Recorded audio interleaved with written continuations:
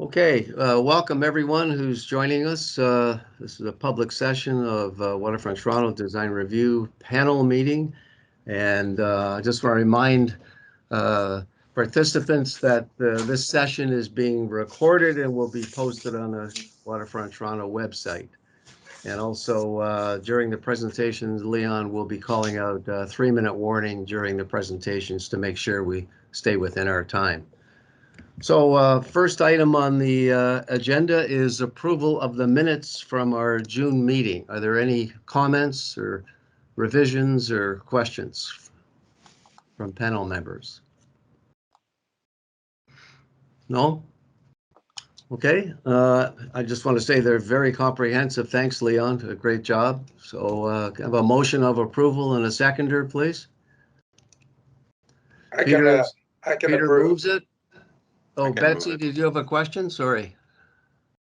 Oh, I was also going to move acceptance, but you've got somebody already. So. Okay. I was going to accept. Okay, we got lots of acceptors here. Okay. I think Peter was first off the mark. So Peter and George, thank you very much. The day's agenda is just 2 items. The West Don Lands Block 5 Long-Term Care Center detailed design. This will be the last time it is before the panel.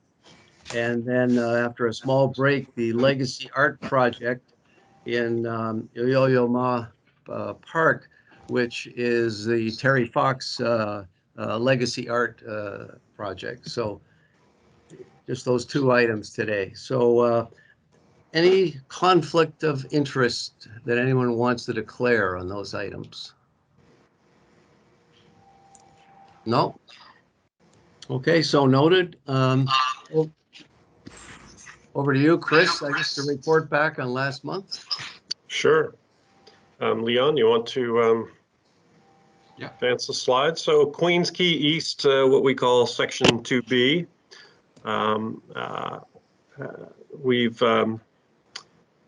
had some conversations with the proponents subsequent to the meeting. They're going to continue to work on the design and try to advance both some of those public realm issues we talked about and the green infrastructure. And there are continued coordination conversations around the alignment of the connections up to Cherry Street North. They are hoping to come back to design review for schematic design in the end of 2021. Next slide, please. Erin Key Plaza, the schematic design. There was lots of feedback on this project.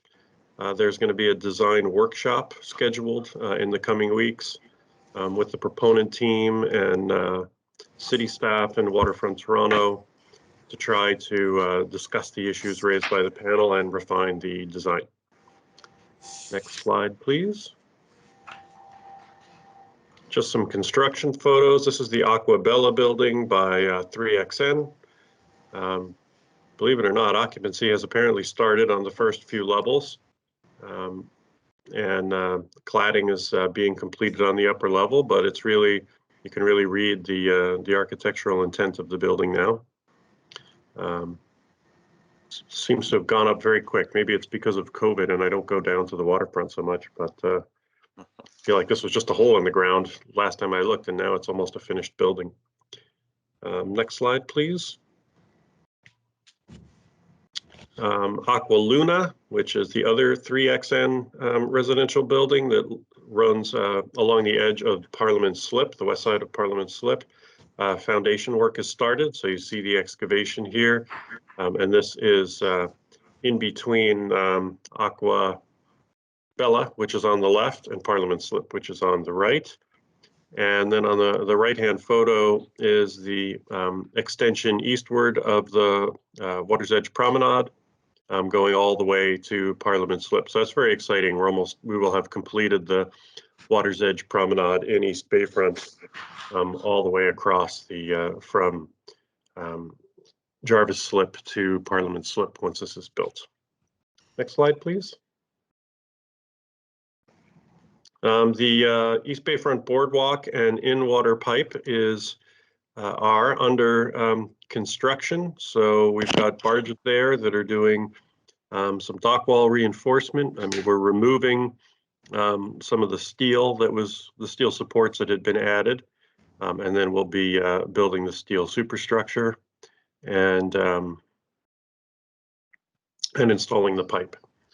The actual boardwalk piece, we have had to postpone the installation of that because this project has been one of the victims of COVID, and everything is way more expensive than when we started the project. And we just don't have the budget right now for the boardwalk. So what we're going to do is we'll have the superstructure, or I guess you could call it the foundation, for the boardwalk, which is the steel that holds the pipe in place. And we will come back and do the boardwalk as part of the waterfront walk project when we do that. So in the interim, this will not have a boardwalk, which is a little unfortunate, but there's not much we can do. This project was supposed to only be like a $2 million project, and it came in $2 million over budget, I think, with the boardwalk. So we had to defer the boardwalk. Okay, next slide, please. And here's the agenda for next month as it stands right now.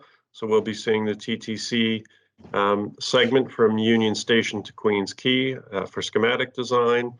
We hope to bring the Parliament Slip project forward. That was announced publicly when we released the RFQ for Quayside, and we're hoping to bring that for Issues ID.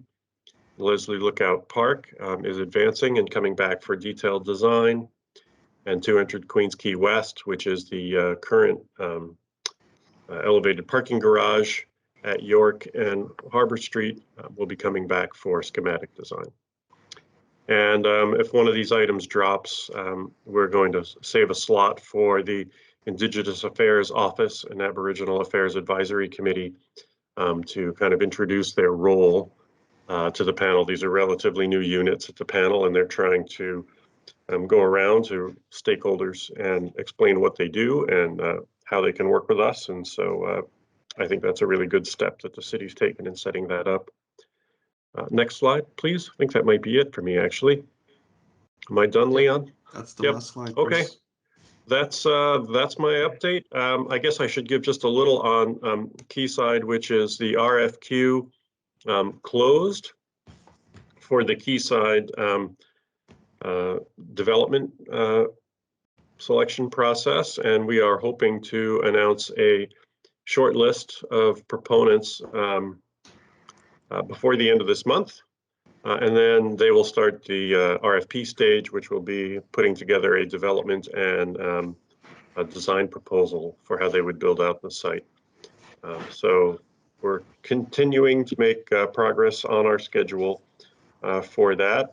I can't say who any of the proponents were, but it was a very good cross-section of developers, both from Canada and abroad, and a lot of interesting design firms. So we're feeling very excited about the level of interest we got and the possibilities of working with one of these teams going forward. Well, that's it. Okay, thanks, Chris. Any questions from the panel to Chris while we're in this portion? I just have Otherwise, a small point of information. Yeah, go ahead, George. It's very minor, but why is that parking garage project called 200 Queens Quay when it isn't even on Queens Quay? I think that whole site is actually 200, that whole block, I believe, is 200 Queens Quay. So it has like 3 condo towers and a parking garage on it. Yeah. Right. Okay. Yeah, and I also think the vehicular entrance, the main one is off Queens Quay, so maybe that's part of it too. Yeah, that's true too. Yep, yeah. There's that drive that goes through. Yep. Although I think the main entrance is meant to be off Simcoe to that building. I think that's how they're going to design it, as so that. Yeah, I don't know if they're going to change the address. I wouldn't be surprised if they want to. On the other hand, I think Queens Quay is thought of as the kind of nicest address out of the 3 three frontages. York is good, but I don't think they can get an entrance. No. I think it's a one-way going out, so. I Well, think even they'll then, it goes north. It doesn't go to York. East End, it goes north. The building on Queens Quay goes around the Oh, corner. yes, you're all the right. way That's up. right. That's right. It doesn't front on, of course. What am I saying? There is a drive there, but yeah, the building doesn't front on it. So really they have Harbor, Simcoe, and Queens Quay, I guess, to choose from. And probably Queens Quay is the best sounding of those three, if you're thinking just in terms of an address for a building. I would think so. Maybe you can ask that question, George, next month and see what they have to say. Yeah, Yeah. It's a minor point. Oh, yeah. Okay. Any other questions I for see Chris? Nina Marie's hand, I think. Okay. Hi. I don't see her there. Everyone. Thanks very much, Chris, and I apologize if you mentioned this just before I joined, which you might have.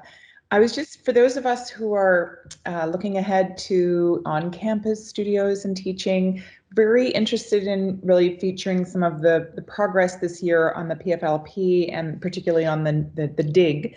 And I'm wondering if you can just give a quick update, if you hadn't already, about the status of the film and communications that are archiving this project. I know that there's still the Portland's 2024 website, but are there other resources that you want to flag for us? Off the top of my head, no, but what I could do is bring that to the PLFP team and see if there are any other things that they are building in terms of a database that we could share with you.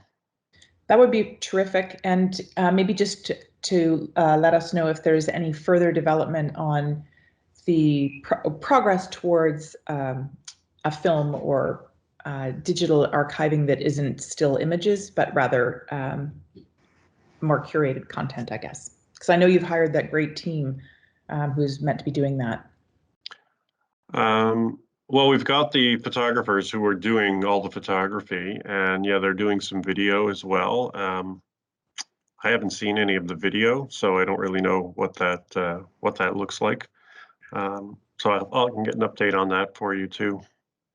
Thanks, that's super helpful. Really appreciate it. And with the restrictions easing, we'll probably be able to start doing site tours again too. So if you have a group of students that want a tour, I think we'll be able to do that sometime in starting in September. Yeah, I'll circle back to you offline, Chris, but I have an empty studio slot that's just opened up. So if there's something very particular that you'd like 7 capable graduate students to be looking at, we can talk later on. Oh, well, yeah, absolutely. There's always stuff I'd love graduate students to be looking at. So I'll circle back to you with Leon as well. Thank you so much. Okay, sounds great. Thanks. Sounds like a pretty good offer. It does, yeah. Yeah. Okay, other questions from panel members to Chris? I just have a quick question to follow up. Fadi here. Hi, everybody. Yep. Is there, I don't think this was mentioned. I'm not sure if it was mentioned in the last DRP, but are we going to be starting to meet in person again at some point, or are we still online for a while?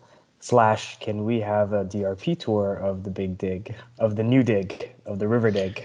Yeah, so I'm not sure when, so it looks like most kind of government agencies are targeting like mid-September-ish to start bringing people back. We are going to come back in a kind of phased way. So I would imagine the earliest in-person DRP meeting is probably October. But as I just said to Nina Marie, I mean, I think we're going to be able to start doing tours of the Portlands again soon. So maybe we should schedule a tour for the DRP of the PLFP project earlier. It'd be nice to get out there in September. So let me, I'll have to talk to David Kay and see what exactly the schedule is. But yeah, we absolutely should do that. And Paul has also offered, I believe, to take the DRP on a boat tour. Am I still correct about that, Paul? No, any time that works for people, we can try and put something together. As most people know, I spend my summers over in the island, and I went around the harbor just a couple of days ago, and it's fascinating to see the changes from waterfront perspective. There's a hell of a lot happening, to say the least. So it would be, if we pick a good weather day and people are around, I'm happy to do it. All right, well, let's, Leon, let's organize that. Sure, yeah. The only time I can't do it is the week of August 15th to 22 when I'm going to Newfoundland. So other than that, wide open. All right, sounds good. Okay. All right. Anything else for Chris while we're on? Otherwise, we're ahead of schedule. We might want to adjourn till 9:30, get a cup of coffee and reconvene. Yeah, sounds good. Doesn't seem like Unless it. are the proponents, they're not here yet, I Was guess. it here, Yeah, Leon? Or? We're still 15 minutes early. Yeah, I think we Yeah. probably. Yeah, so let's just, I would suggest everyone stay logged in if you can, and yeah, we'll just come back in 15. Okay. See you at 9:30. Good morning, everyone. I'm Michael Wolf. I'm with the development team at Waterfront Toronto. I'm going to give a brief intro before passing it over to the project team.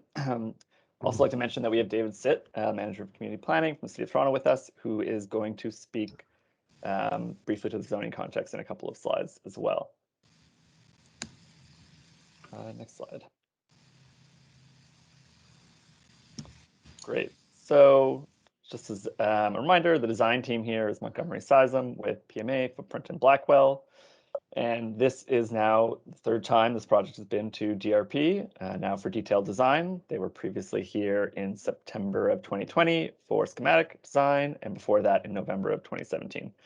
And I think probably everyone is aware that Rekai has been working on this for almost a decade now, probably over a decade with us and the province. And big milestone in January of 2020, they closed on land with IO. And I think we've been really excited to see the progress this project has taken in the last 2 years. It's been very exciting. And just as a reminder, Options for Homes was at one point a part of the project, but is no longer. Next slide, please. So the project is now 348 long-term care beds. That's up from what came to the panel originally in 2017, but matches what was here in last time in September. And the proposal has been endorsed by a number of resident associations. As I mentioned, Waterfront Toronto is really excited about this project. We think it's a really important use for the West Don Lands. And just in terms of timelines, they recently submitted their site plan application to the city, so just back in May. And they're hoping that, actually, I think that's a little old, the date's there, but they're basically hoping to have their NOAC in March of 2022. And with construction starting shortly after that, and then a target occupancy date of hopefully Q2 2025. Sorry about that, Michael. I No worries. just swapped the slides. I think this is the correct one. Yeah, that looks like it's correct. Yeah, so construction start, mid 2022, and hopefully occupancy in mid Q2 2025. So just briefly speak to the site context. I think the panel has seen most of these images before, but just as a reminder, the pink outline is the site. It's bordered by Eastern to the north, Front to the south, Cherry to the east, and then the Honda dealership there on the west. And here's just another perspective that gives a little bit more context of the buildings. You can see kind of the Honda dealership and the Cooper Coup and the YMCA across the street. And just from the ground, here's an image that is looking south from Eastern and Cherry. And one that's now looking north from Front Street. And then finally, one looking northwest towards the Honda dealership from Front Street and Cherry Street.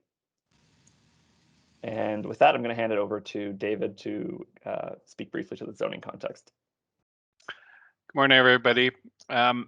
Yeah, so I guess my slide is just this one slide, so I'll just be fairly brief. The site, obviously, there's a number of different policy frameworks that are existing and emerging at this point in time. The site is within the Central Waterfront Secondary Plan area, but also part of the King Parliament Secondary Plan area. What that largely means is that under those two plans, originally the site was designated as regeneration area. But now with the most recent update to the King Parliament secondary plan, the site has been redesignated to mixed use area. So from that perspective, the long-term care facility would be a permitted use. Then switching to zoning, the most recent zoning bylaw that's been done for the King Parliament secondary plan area has rezoned this property. You can see the zoning there as CR, which is commercial residential. And then these other qualifiers are special exceptions in terms of setbacks and step backs, as well as height.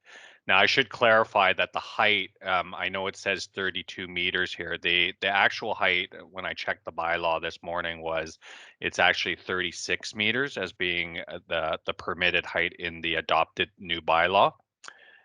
So you'll probably hear a little bit later in the presentation that the height that is envisioned for this long-term care facility will be higher than the 36 meters. And then I guess lastly, the thing that I wanted to mention, which isn't on the slides, is obviously right now zoning is not fully in place for this building. And you've probably heard at previous DRP meetings that there is an intent to get a minister's zoning order for this site. I'm sure the team from Montgomery Sizem, as well as Sue, can probably speak to that a little bit more than I can in terms of the timing and those discussions that are happening with the province. But right now, from city planning's perspective, we're dealing with the site plan application. We do expect that the zoning order will probably land at some point in time. And we are getting ready to issue our first round of comments. So that's basically what I wanted to say with this slide. Okay, thanks, David. Bob, are you ready? I am, and I think. Oh, let me actually. There's still a few slides that I'm gonna. Okay. Oh, okay. Sorry, Bob. They'll be quick. That's all right. So just quickly, just to give an overview of project approval. As I mentioned, this is the third time for this project here now. So assuming panel approval, this is likely going to be the last time they come. And just one kind of nuance to correct on this slide. The image shows city planning comments from their SPA before this meeting, but as David just mentioned, the city's planning to give their comments back shortly after this meeting, and that way we can also include the feedback from the panel in those as well. Next slide. Great. So just to give a brief recap of the feedback from the schematic design session in September. So kind of general feedback, the panel was appreciated the design and the presentation that was given. They were very supportive of the facility and the fact that the team was taking their learnings from COVID to improve the design. They were supportive of the project vision and the fact that it was creating not just an institution, but a home for the residents. And then in terms of the building itself, there was suggestions to further develop the north and south facades and bringing them closer to the quality of the east and west elevations. There was also a suggestion to look at the west elevation, given that it has a different condition, and looking at how that could better reflect the context. And then the third one here, to further maximize the Cherry Street facade for opportunities of animation and interaction with the street. Then to consider the benefits and importance of natural light and sun exposure. And finally, to consider further improving the amenities for the rooms. For example, opportunities for plantings on the balcony. Next slide, please. And then for landscape, there were suggestions to ensure that the streetscape along Cherry Street maximizes opportunities for sitting and watching city life, and to ensure the outdoor terraces were comfortable for residents and protected from heavy winds. And then finally, on sustainability, there was a suggestion to explore a solar wall. There was a recommendation to do a wind study for the building, and also to ensure that best practice for air quality design is met. So doing an airflow connectivity analysis, And then finally, to explore prefab construction to hopefully reduce costs, construction waste, and potentially speed up the project. And then just one more slide. So areas today for panel consideration. So on the building, does the panel support the revised facade designs and cladding material on the north and south elevations? Do the wall section and envelope details reinforce the vision and experience of the building? And then for public realm and landscape, does the revised ground floor support active uses and encourage animation along the Cherry Street frontage?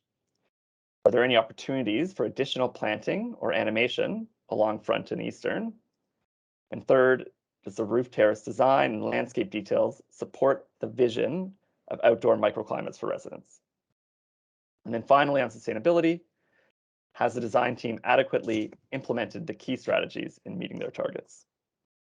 And with that, let me hand it over to the project team. And why don't I hand it first to Sue? Sue, I don't know if you wanted to say anything before Bob jumps in, but Sue, you can kind of introduce yourself and maybe anyone else from Rekai, and then you can hand it straight over to Bob to introduce himself and his team and get into the presentation. Great. Thanks so much, Michael. And I'd like to introduce Ellie Newman, who's here as the chair of our project management committee. Ellie, many of you probably know, is also an architect. And he has been stewarding this project through the board and providing a great deal of advice and expertise as we go through this process. Peter Rekai, the chair of the board, gives his regrets he can't attend this meeting. He's an immigration lawyer, and with the borders just opening, you can imagine how busy he is at the moment. So he sends his regrets. We're very excited to be back. I know that Bob will speak to the amount of detail we've looked at in terms of the feedback we received from DRP. As you know, we're the only long-term care home building in downtown Toronto.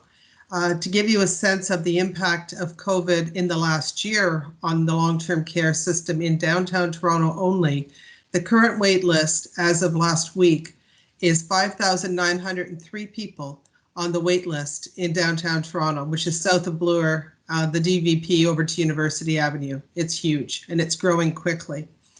The dialysis center that we're planning to build in our new home had 38 people on the wait list for long-term care and dialysis a year ago. It has 46 today.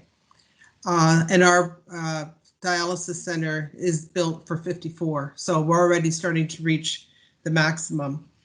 We have 4 innovations. I want to remind people. One is the negative pressure isolation rooms, which will come with full oxygen.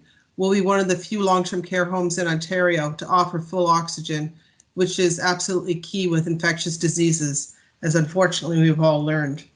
We'll have the dialysis, an education center, and the Seniors Assessment Center.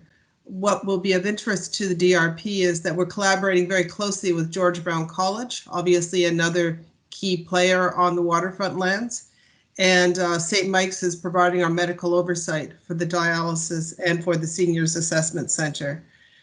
With respect to the zoning issue that David raised, we are in discussions with the minister's office. You'll know we have a new minister now, and with the Ministry of Long-Term Care, as well as the Ministry of Municipal Affairs and Housing, with respect to the MZO, because of course everyone wants us to get building as soon as we possibly can, and we're cautiously optimistic we might be able to come in earlier than 2025, because certainly the need is there.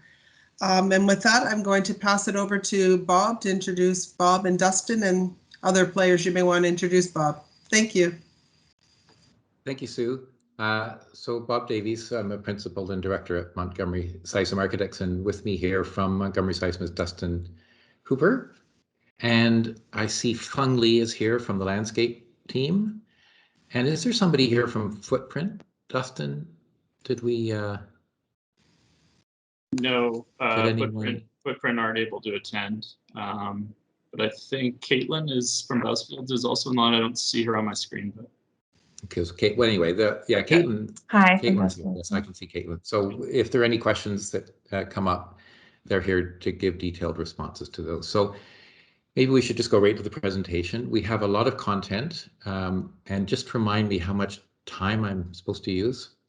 You have 30 minutes. Oh, 30? Okay.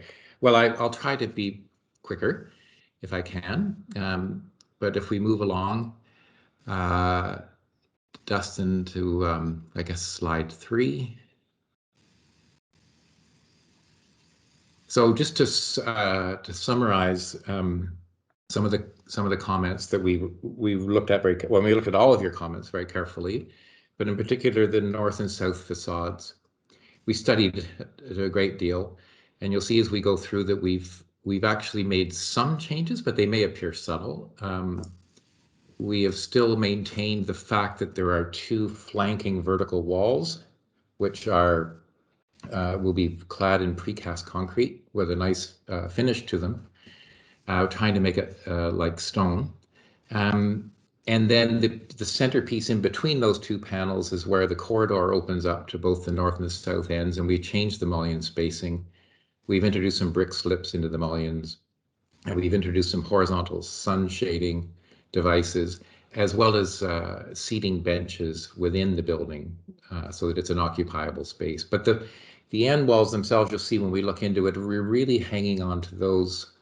We think they're right in the sense that they're actually the ends of the bookcases that are on the east and west facades. So we'll look at that in some detail.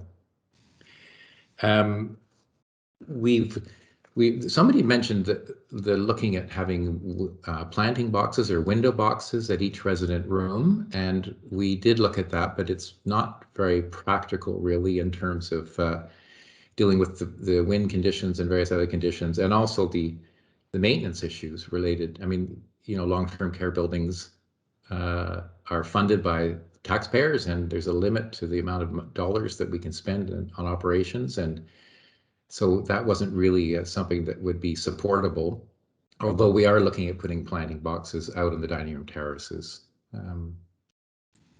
We've redressed the question about Cherry Street, and you can see you'll see as we go through, we've developed the colonnade, the internal colonnade and the external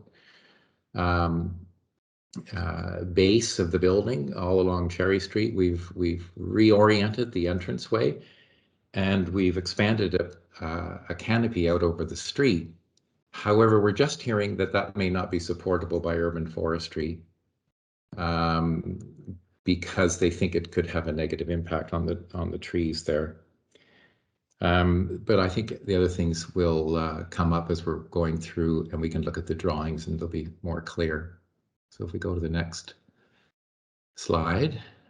Context, I think we can skip through this fairly quickly, although just to remind everybody that in addition to providing a long-term care home for 348 people who are at or near the end of their life, and meeting all the program requirements dictated by the Ministry of Long-Term Care, we have the additional programs that Sue mentioned of a dialysis unit and the potential Seniors Assessment Center and the PSW workers program with George Brown College. So that's the big program piece, but there are 2 overriding architectural ideas that are guiding us in all of our decisions.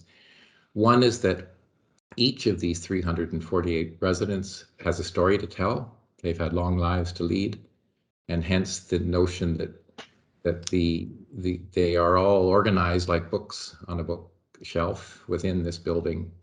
And then secondly, because of the restrictions of the site being so small, everything in the building, you know, normally a building of this size would try to occupy a site of between 5 and 10 acres. And of course, we don't have that. So we have to accommodate all of the needs of this building within the footprint of the building, and hence the association with ocean liners, with all of their decks and outdoor spaces as part of the program of the building.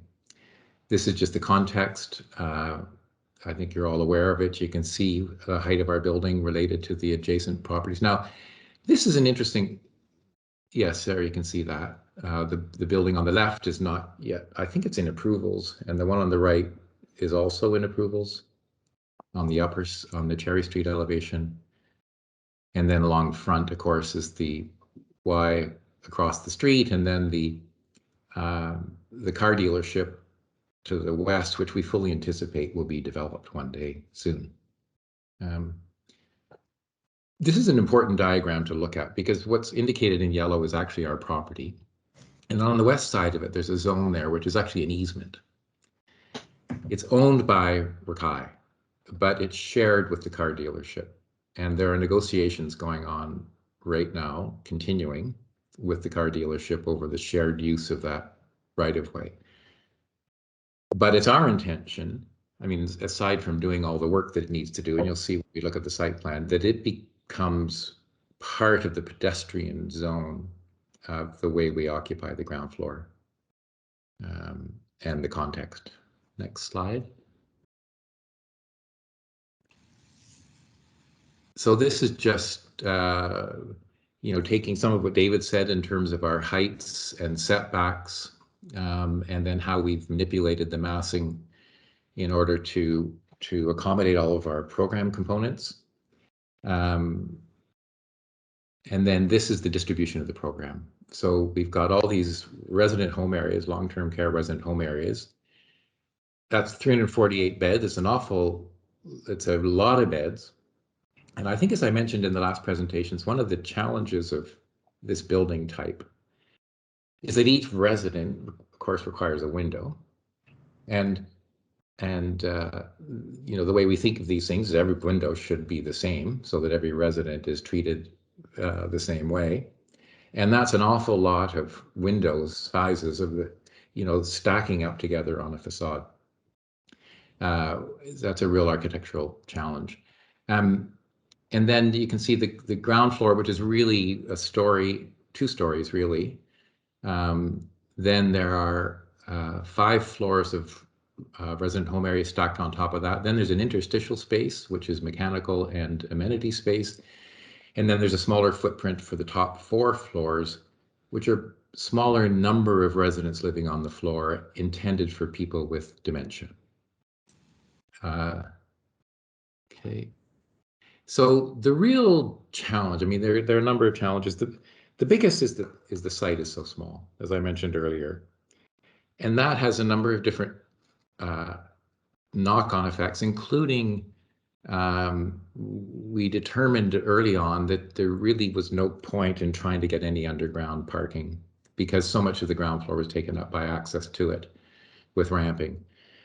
And the ground floor was really wanted for other program components. So we have 1 level below grade.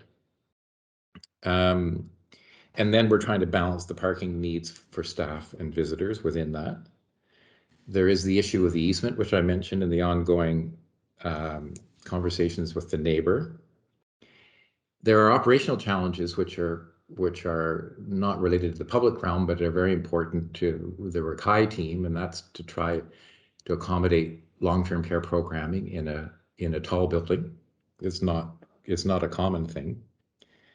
And then trying to maximize the green roof challenges or opportunities that come to meet the Toronto Green Standards and the LEED requirements. Some of the innovations Sue has already mentioned. It's very exciting to have a PSW education partner with George Brown operating within the building. It's going to be a wonderful experience for these young students to be able to work practically within the home. And they also will have classroom space and place to hang their coats and have meals and so on. The dialysis unit on the ground floor, and also the potential senior assessment center. These are still under negotiation, but they are fabulous programs, not only to serve the residents of Rekai, but also to serve the residents of the community. But you'll see as we go through that there are also programs that are a little bit problematic and that they really need privacy. So we're introducing daylight, but there's not a lot of visual transparency between the public realm and these programs, as you could understand. The primary thing we're doing from a public realm perspective is to take that whole Cherry Street front on the ground floor, and it's a double height space. We've done a few things to maximize its width. We've introduced some niches.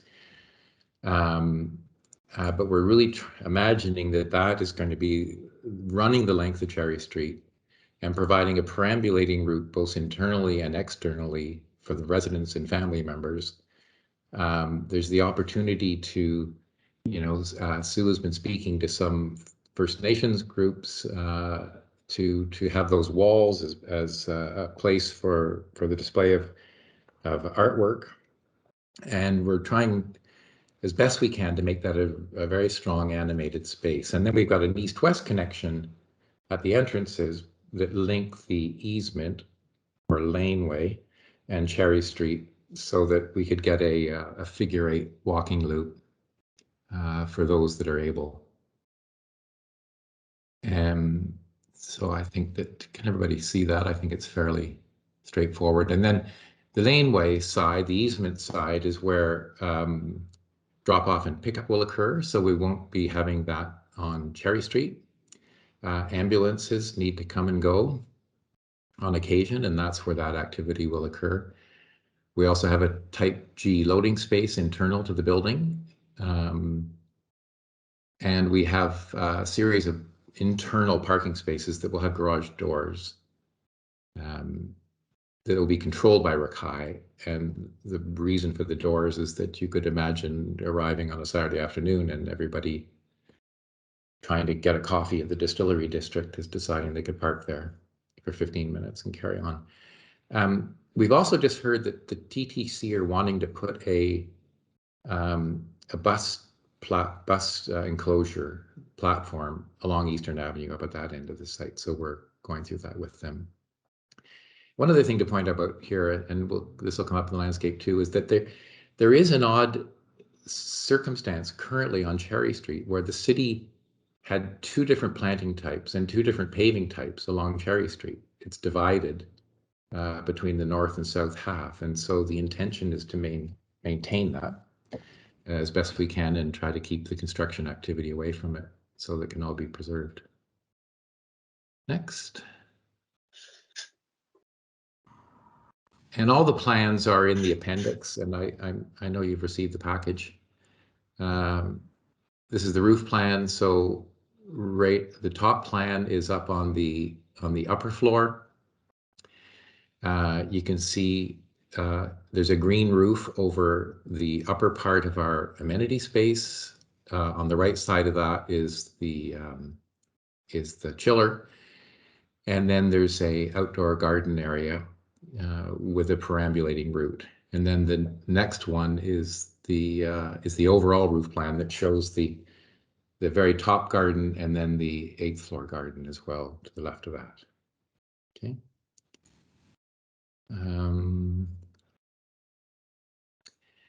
Here are the landscape plans, and if you have detailed questions about that, Fung is here to talk about it, but you can see the intention on the easement is to treat the ground floor, the surface of the pavement so that it's consistent throughout the whole site, as if the building is sitting on one carpet of material, and to obviously try to, to encourage it to be seen as a pedestrian realm that vehicles happen to occupy, but the priority is to the pedestrians, so that it is possible that somebody could walk out the front door, walk around the building and come back in the front door, or get halfway and come back in the door from the lane side.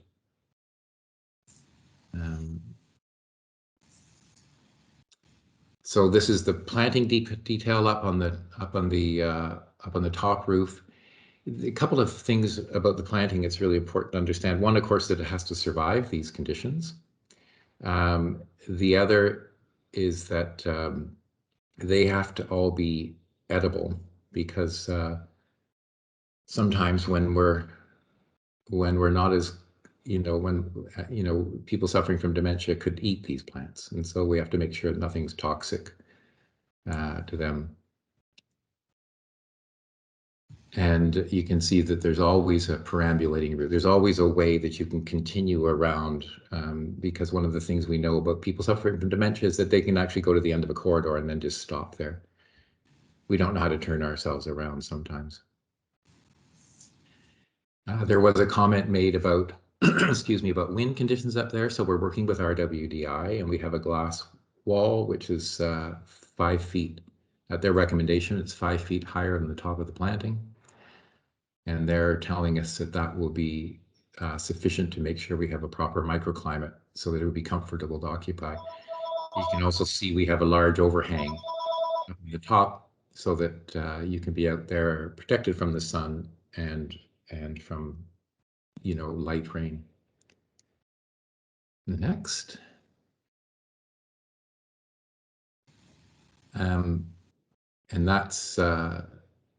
So there's more detail on the plant material, and Fung is here if there's any questions relating to that.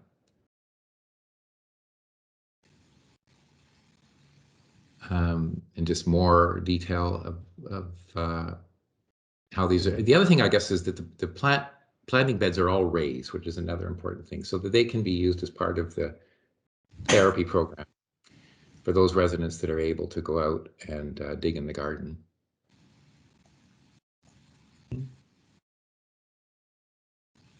This is just showing you the parking analysis and the analysis for how we're going to get trucks in and out of the loading zone. And you know, we're working through this with traffic through the SPA process right now, of course, of the city. I don't think we need to dwell on that in the presentation. This is simply the site section, and you can see the yellowish color is really what we consider the public space of the long-term care building, as opposed to the private spaces of the bedrooms. And you know, particularly in the transverse section, you can see that, well, and in the longitudinal side, there's that zone in the center which cuts right through the building. So we're at every opportunity, we're pushing the public space out to the exterior to improve access to daylight and view. So that you're always able to orient yourself within the city, no matter where you are in the building.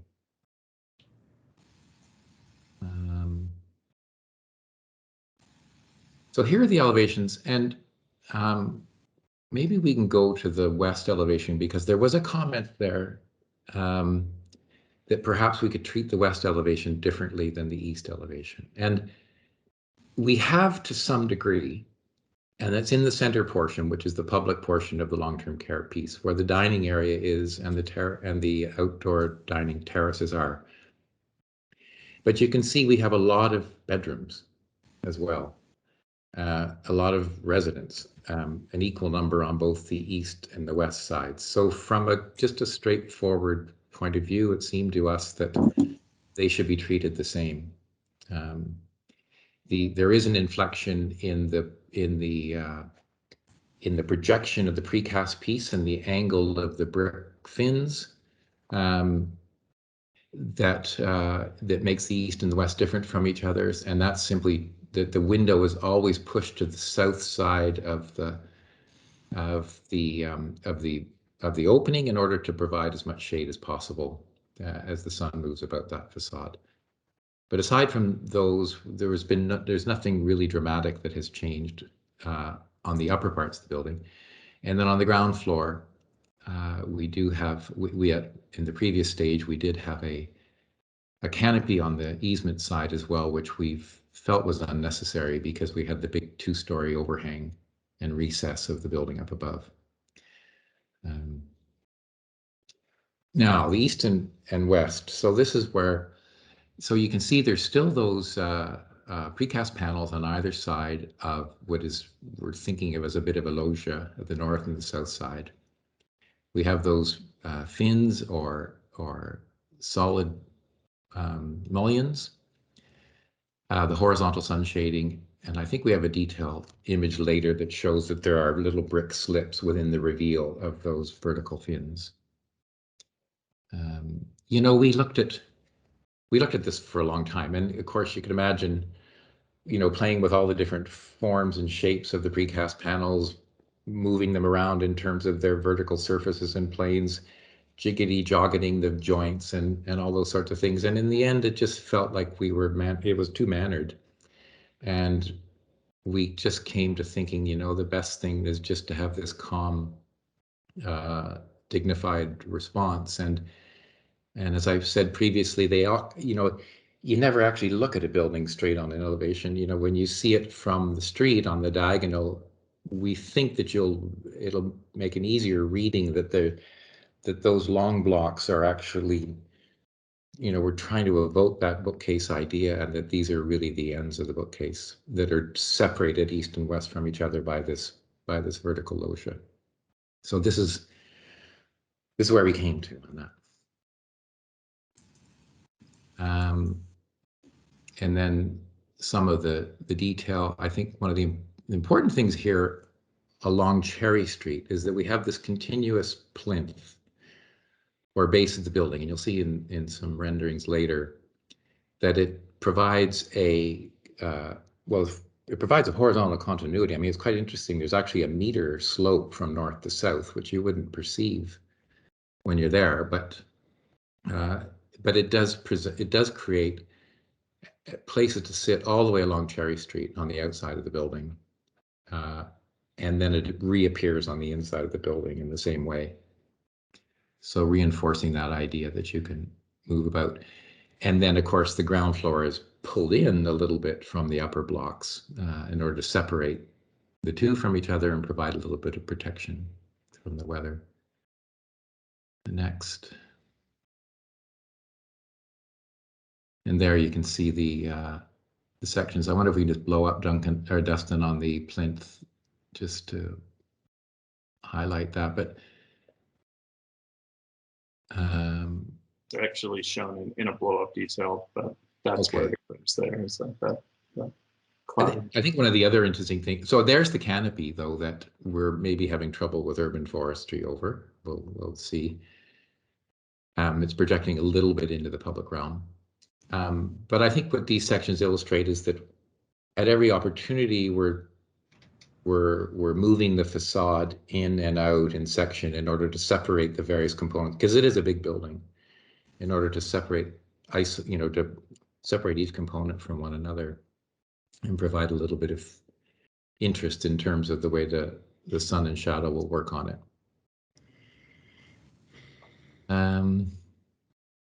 Next.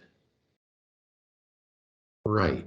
So there, in the upper right is a detailed image of the frame around each resident room, and you can see the brick slips that are cast into the precast concrete, and you can understand from that that plane is angled back, and that the precast projection on the right side is actually on the south side of the building, so it varies from east to west to provide shadow on the window.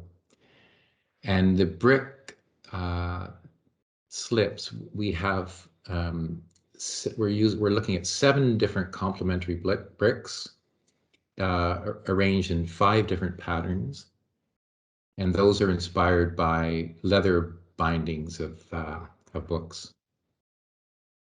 So we think that it'll create quite an interesting texture. And of course, the wish is that you could actually stand on the street and identify your mother's window, right? And know where she is in the community, right? You can go, oh, there's the floor, she's 4 rooms over, and there will be a little bit of identity coming from that. Next. How am I doing on time, Leon? Hey, Bob, I think you have about 10 minutes remaining. Okay, great. That'll work out well. So now we're looking at some detailed interior renderings. On the upper left, we're in that colonnade atrium. So that's Cherry Street on the outside there. Up at the north end, we're actually a little bit below the sidewalk level because of the sloping. And you can see a couple of things. There's the plinth, which at the northern end is more like a leaning height. We've pushed the program as much as we can internally so that we can create these. We've created these wood-lined niches. Above that is the windows of the PSW program overlooking the space.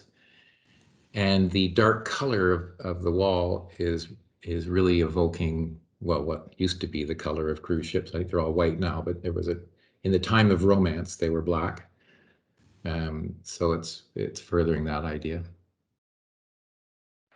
And then here's the same view on the outside of looking north on Cherry Street. So there you can see the plinth. And that's the potential offending canopy up ahead. In our last presentation, we had the door slipping in from the south, like a side entrance, and based on some of the comments we heard, we've reoriented it to go directly in from Cherry Street. However, pending the outcome of this conversation about the canopy, we'll probably want to revisit that. The image to the right of that is inside the entrance way. We have a reception area, and that's where the east-west access is going over to the easement side. Of course, you can see the dark color, and then the wood, where, wrapping around the column where where people are. Bottom left there is just another view out to Cherry Street with the reception area. The one to the right of that is where we've expanded the ground floor, so there's a place for a piano. There's a thought that they would have a mobile bar that would come in here on certain occasions, and there's the beginnings of a notion that this is a rather good gallery space, and if it's lit properly, it would be seen by people out on the street as well. And then this is really standing at the elevator doors, looking out into the place where the colonnade is expanded a little bit out into the sidewalk to make, I think there are three structural bays of additional seating area. The top image on the left is looking down Cherry Street from Eastern Avenue, and you can see the two-story colonnade. The upper portion is the PSW area. The image to the right is up on the 8th floor, where we have a gym center, a fitness center for the residents, overlooking the city.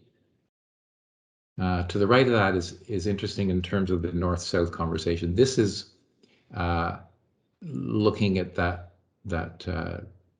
looking south at the end of the corridor in the three bays that we talked about that divide the two halves of the resident rooms, and the benches that are made there. And if we move on, that's the PSW workers.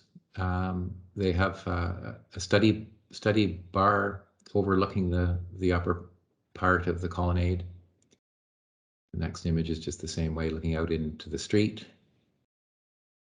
And then just a model of the building in context. So here we are looking at the two different entrances. Cherry Street on the left. There's that long canopy, which is really, I think, appropriate to the scale of the building and signaling, where the entrance is. And then similarly on the easement side, we don't have the canopy, but we do have this two-story high covered space, quite a deep recess. There's actually a ramp in there to deal with the grade change because, of course, the front street and the easement aren't at the same level. And you can see the elevator core up at the top, and on the right-hand side is over to the administration, and the left-hand side to the PSW workers. And this is just looking at the building along Front Street. So that is actually the part of the clinic, the dialysis clinic, where there's waiting area, and we're putting a lot of glazing in there, and we're hopeful that we'll be able to maintain some transparency between the street and the waiting area. And then there's the solid wall where we have services that are required. And then up above in that strip is the administrative offices, and Sue will be right there in the corner, greeting you. And next, I guess, Dustin, do we have an image that shows the brick slips in the? I don't know that we do, eh? Right, it's sort of hard to tell, but that's where we've got the brick slips in the reveal of those mullions. Okay, and then the sustainability piece. So, you know, we're really, and we don't have anyone from Footprint here, right? So we've got, you know, we're meeting Toronto Green Standards Tier 2. We are barely, it's a little bit nervous making, but we're trying to reach LEED Gold. We're 1 point over now. We're at 61 points targeted. It is difficult to meet LEED Gold in long-term care because of the amount of air exchanges that are required by the ministry, but that's our target. And you know, there's a lot of detail in there, and I'd happy to go, but I don't want to use all our time now to go into the detail. But all the content is here. And I guess one of the things that's interesting is that our window to wall ratio is 32.1%, which is very good. We have introduced shading strategies as much as we can. We are wrapping the entire structure with insulation, so there are no cold bridges. And the envelope strategy is LEED, as I said, LEED Gold and Toronto Green Standards Tier 2. Now, there was a comment about looking at solar panels in the facade, and we did we investigated that, and it was determined to be not entirely effective, and also not cost effective. It couldn't work within our budgets. So there's our targets for LEED. As I said, we're at 61. And LEED Gold, to remind you, is 60. So it's a little tight. We have to get through the construction phase. There's a water management strategy, which of course is required by the city. And we're meeting all the targets that we need to meet there. And site servicing, you know, these are, you know, they're just requirements that we're meeting. And details and finishes. Well, these are just the unit plans if you wanted to look at them. They're fairly, you know, prescriptive by the ministry, and we're meeting them all. This is I mentioned earlier, we've got these different brick slips and how they're being considered, and then the precast cladding. We have the dark granite on the base and on the plinth, so you know, that withstand they'll be very durable in terms of soiling and dirt from the sidewalk. And then we're using white oak for soffit material, and all of the aluminum in the building will be bronze anodized. So that's it's a simple palette. Well, there you can see that brick slip in the thing. Yeah, so there's that's the plinth along the base of the building. And, you know, more there it is again. The precast comes down to a granite base around the columns, everywhere the building hits the ground. We talked about, there's the plinth on the inside, and you can see that it goes right through from the inside to the outside. That's the entrance from the laneway side, and I think, and then the terrace glazing, which I mentioned before. So RWDI are advising us on the height of that. And, you know, we're still, you know, midway through contract documents, and, you know, we have some things to resolve here, like window washing and various other things. The HVAC strategy, there's nothing fancy about this. It's fairly direct and straightforward. I mean, the interesting thing is that we do have the primary mechanical electrical within the middle of the building, right? So it's at the 8th floor and not at the top. So that's freed up the top for us to be able to use for amenity. And also it reduces duct sizes because we're sending ducts up and down, right? And Bob, I think that's about it. We're okay. We've got all the appendix material, and I think we're probably at the extent of our time. So. I think we're probably on time, yeah. Okay, That's all. Thank you, everyone. Thank you very much, Bob, for a very comprehensive presentation. So we're going to move right into questions from panel members, and I'll go down a list. Betsy, do you want to kick it off? Yeah, I just have a really simple question. When you were talking about the interior, you talked about the metal being kind of ship black, but then at the end, the palette had the bronze on the aluminum, which is a nice warm color that really matches well with the palette. Are you gonna, those two colors are so close, are you going to distinguish those two, or is there an opportunity to maybe take that dark bronze through the interior as well? Well, that's an interesting suggestion, Betsy. I mean, the color, the charcoal color that we showed was a paint color, right? It's painted drywall. So yes, there's a possibility that that could be the same as the bronze, you know, and it would be a question of whether that is too much of one thing, or whether the coolness of the charcoal would actually be complementary to the warmth of the bronze. But I think it's a good suggestion, Betsy, and we can certainly look at it. Yeah, great. Thank you. Okay, thanks, Betsy. George? George, are you there? I think you're muted, I am. I George. had to unmute myself. Yeah, okay. A couple of things that just, no, in the image, you've got the upper left there. So I think I understood this, you know, where the floor level is below grade, that's why that plinth is higher and is not really, you described it as leaning rather than seating. Have I understood that correctly? Yes, that's right, George. On the north side, it's more like where you would place a cup of coffee or a glass of wine, and on the south side is where it's seating on the outside, but a sort of shelf on the inside. You've got that right, yes. Right. And then the other thing I didn't quite understand is I was surprised when you showed the image of the 3 bays at the end of the corridors with the benches set in the windows. And yes, that one. Does that mean that the corridor widens out at the ends? Because the whole corridor is not that wide, is it?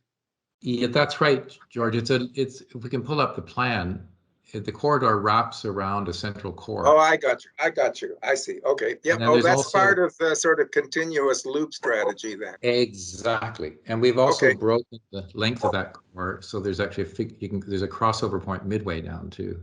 Right. Okay. Those are my questions. Thank you. Okay, thanks, George. Peter? No questions. No questions. Okay. Bridget?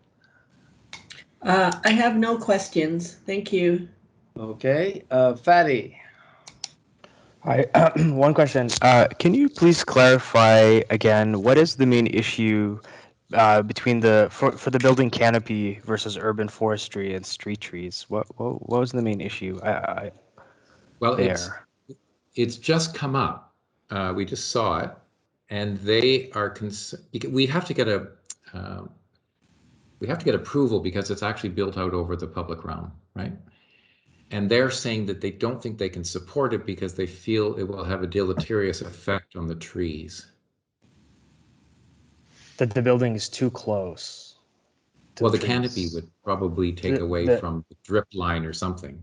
The extended canopy of the building is interfering with the drip line of the street trees. They haven't said drip line. They just said that they didn't think it would support healthy tree growth. Okay, thank you. Okay, Nina Marie, please. Yes, thank you, Bob. I have a question of clarification around the glass panels on the terrace. Can you just confirm for me on which floor are the glass panels which I think you said were intended to create microclimate? They're at both terrace levels. On both, okay. Yeah. And are those being specified, I guess, on the lower terrace level in particular? So that's, which height is that? Sorry, I'm counting as I'm looking up. Oh, it's 8th floor. So it's within the bird-friendly glass requirement? Or well, no? It'll probably have to have some sort of fritting in order to be bird-friendly, yes. Yeah, that's what was just my concern was actually about trying to balance those. I'll come back to that in comments, but thank you for clarifying that for me. Okay. Okay, Eric. Yes, a couple of questions. The canopy, how much does it overhang over the public section of the sidewalk? Because it doesn't seem to be a huge extent, but it's wood. Yeah. If this is 1.7, so it's probably maybe it's 300 millimeters. It's a foot. That. Sorry, to the. No, the foot is something. So that's from the extent here. I don't have a dimension here, but I could calibrate it and snap one. Yeah, but it's not very. Probably a meter or a bit less than a meter. Yeah.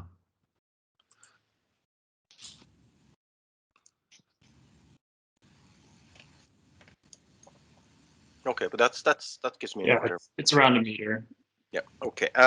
Another question is the on the rear lane. In terms of the discussion with the Honda dealership, how is the lane is from what I understand, it's a share easement laneway that will being used for the Honda. In terms of when in the future the Honda dealership will, one day will redevelop, what is the idea in terms is the dealership going to add a little bit to that public realm, or is it going to, do we have an idea about where, and it might be too early, but just trying to understand if there is a theory about how that lane will continue to serve both sides and in the future. Sue, do you want to take that? Sure.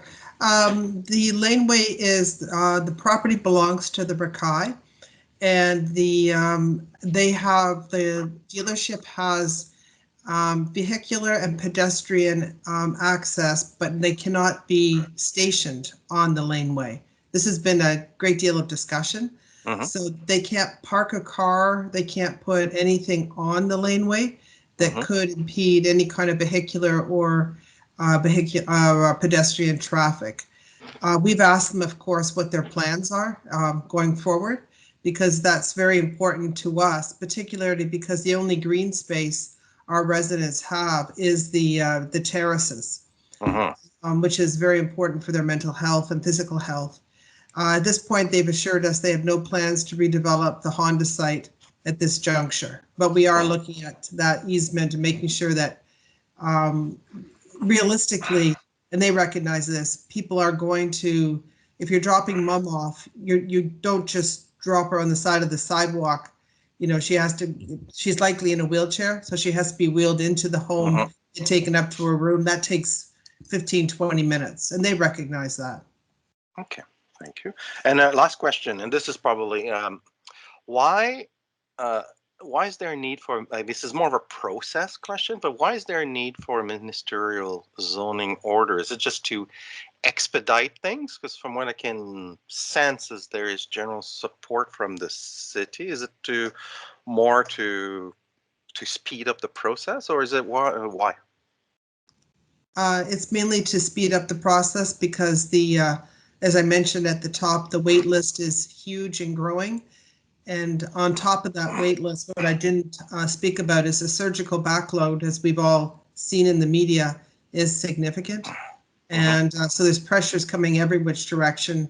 So there's a great deal of interest in getting us up and operating as quickly as possible. And there's a question that right now is it that it's an issue for the city just to process at that speed because of the backlog or anything? Is that we're just trying to see why it's not? Perhaps maybe it's a question for the city. Maybe David could address that best.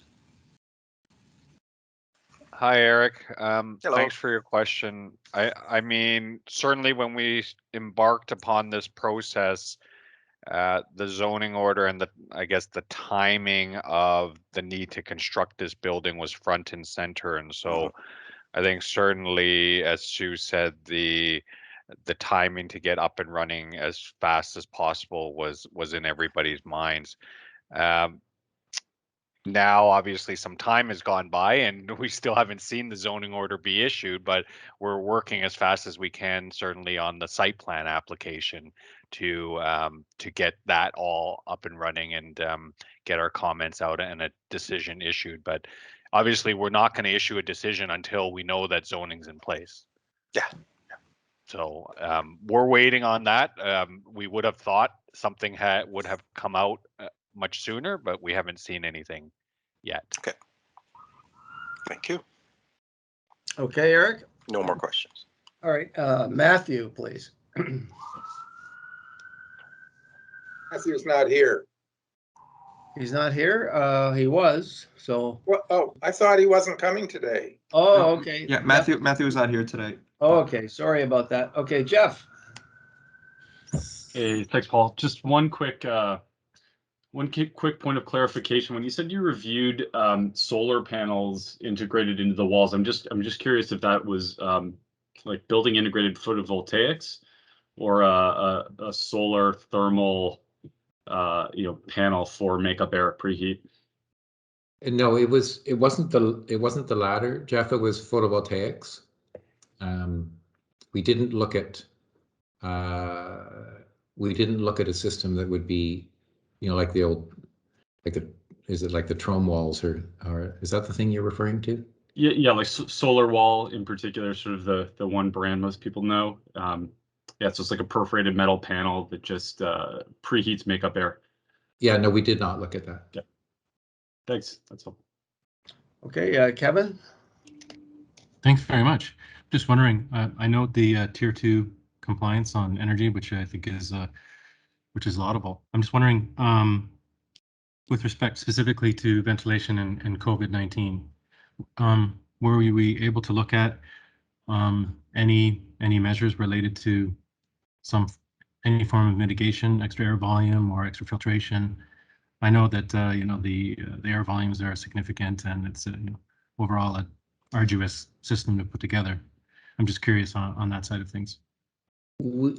Yes, we are looking at that actually in a number of different facilities in the long-term care world.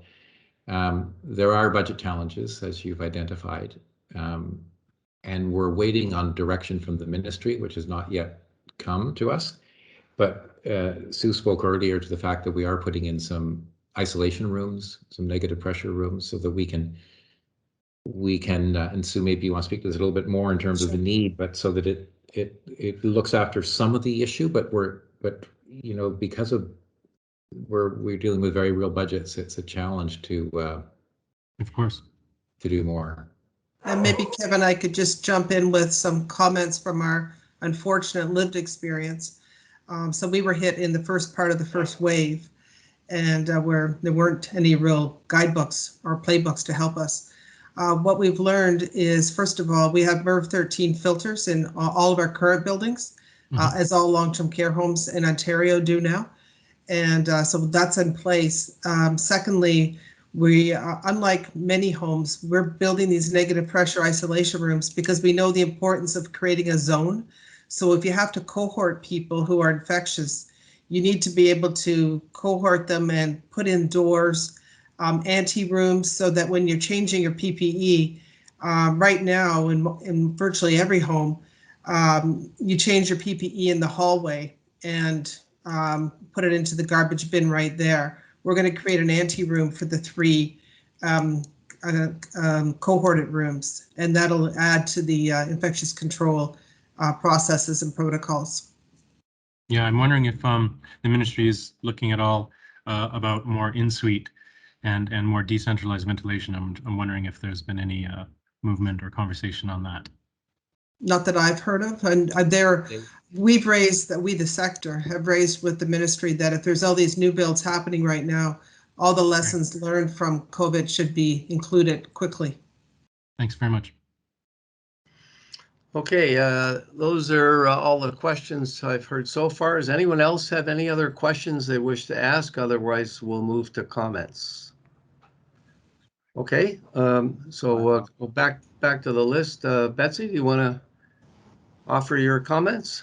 Sure. Thank you for such a thorough presentation. It's clear that the design team has really addressed every kind of piece of this project multiple times through its life. And I just have a huge amount of respect for the project that that's been put together. It's going to be a really wonderful addition to the area. I don't have any other critical comments. Thank you so much. Great, thank you, Betsy. George? Yeah, I would endorse Betsy's comments. It was an impressive project already when we saw it previously, and its refinements have only made it better. So I would add my congratulations to hers. And it was suggested to us, and I certainly agree it's a good idea, that you guys all of you deserve a great deal of credit for your perseverance in bringing this thing to reality. So congratulations. The only kind of substantive comment I would make, and I think I'm agreeing with Eric here, although he didn't, maybe he'll declare himself in his comment, but I think it would be a pity to lose the canopy. And even if you have to make it a bit shallower, it would probably be worth keeping it if you could make a deal with forestry that satisfies them, because it certainly does a useful thing on both formally and functionally on the facade of the building. So I wish you luck with that. Great, thank you, George. Peter? So I'm just going to repeat Betsy and George's comments. This is a great project. It's finely detailed. It's been developed beautifully. I think it's a great addition to this part of Toronto. So I'm very appreciative of the design. Congratulations. Great, thank you. Bridget? Yeah. So this part of Cherry Street, Cherry Street is an odd street. It kind of wiggles a lot, and so I think this building will make a huge positive contribution to this stretch of Cherry, because it's actually the side of the street, the west side, that pedestrians actually use to get to the distillery from Queen Street, King Street. It's kind of part of my neighborhood, so I can't wait to see it built. But in a way, I guess I just feel that the animation of the ground floor on the east facade is so critical, and I really appreciate all of the parts of your presentation where you described specifically how you plan to do that. I remember in the previous presentation there were kind of ways that the wall along that east side could open up and do different things for you, and I just feel like it's such a critical piece of public streetscape for this building to be part of this community. The LRT, the Y on the other side, people going to do their shopping back and forth. And so I just feel like, I think you're doing all the right things. I just think as it evolves, what you want to do is to just continue to strengthen that relationship along the west side of Cherry and your kind of linear public realm. It's just so critical. I also think all of your anticipation of the future development of the Honda building, again, is so smart, and you need to keep doing that. It's like the lowest building in the neighborhood. It's going to end up being something super soon. And so you need to protect yourself and to ensure that you function, well, regardless of what happens to the west of you. So I feel like that's such an important ongoing conversation, and I appreciate the forward thinkingness of that. And then I just think it's such an important building type. So many regulations associated with it and budget challenges. So I feel like you guys have handled it so well. And just echoing all my colleagues, just great congratulations for a really great job. And I just think, once it's done, it'll make an enormous difference on this kind of really barren stretch of Cherry Street right now. So the sooner it can get built, the better. Thank you. Great, thank you. Fadi? Hi, yes, thank you for this really elegant building and clear presentation. Just to echo Bridget, we know that our city's population is aging and the demand will only increase. So we will be needing a lot more of this type of innovative, architecture for senior housing and community facilities. I really think the addition of George Brown as a program where students and seniors interact and mix is so valuable. This sort of intergenerational ambition is something commendable. It brings a lot of vitality and energy that I think will be exemplified and made as a precedent for a lot more future projects where, intergenerational mixing is essential. I really love the indoor-outdoor seating plinth that crosses through the glass. I think it's a wonderful idea. I think it's also essential that it becomes ergonomic and comfortable for seniors. In some places, you might need to put some armrests, which might also maybe double as skateboarder protection space. But just really thinking ahead about the comfort of this so that seniors do really use it and are able to sit down and get up easily and be safe. Just one really minor note. I really hope that the large north-south precast panels are made of good quality precast. You know, they're really there, but just ensuring that their weathering and long-term longevity makes these bookends stand out and be as elegant as they seem in the renderings. And lastly, just to bring up again the issue of the urban forestry, street trees and canopy, you know, seeing that this is that this building offers a kind of unique program at ground level, especially along Cherry Street. I think this negotiation with urban forestry is important. I think this canopy here is essential for the safety of the residents because it provides year-round protection from rain, sun, snow, and it will also be a determinant of how active, you know, Cherry Street will be and if people will be actually sitting there. So, you know, maybe urban forestry will allow you to give you some sort of exceptions for maybe more columnar species that are narrower and taller versus wider at their base.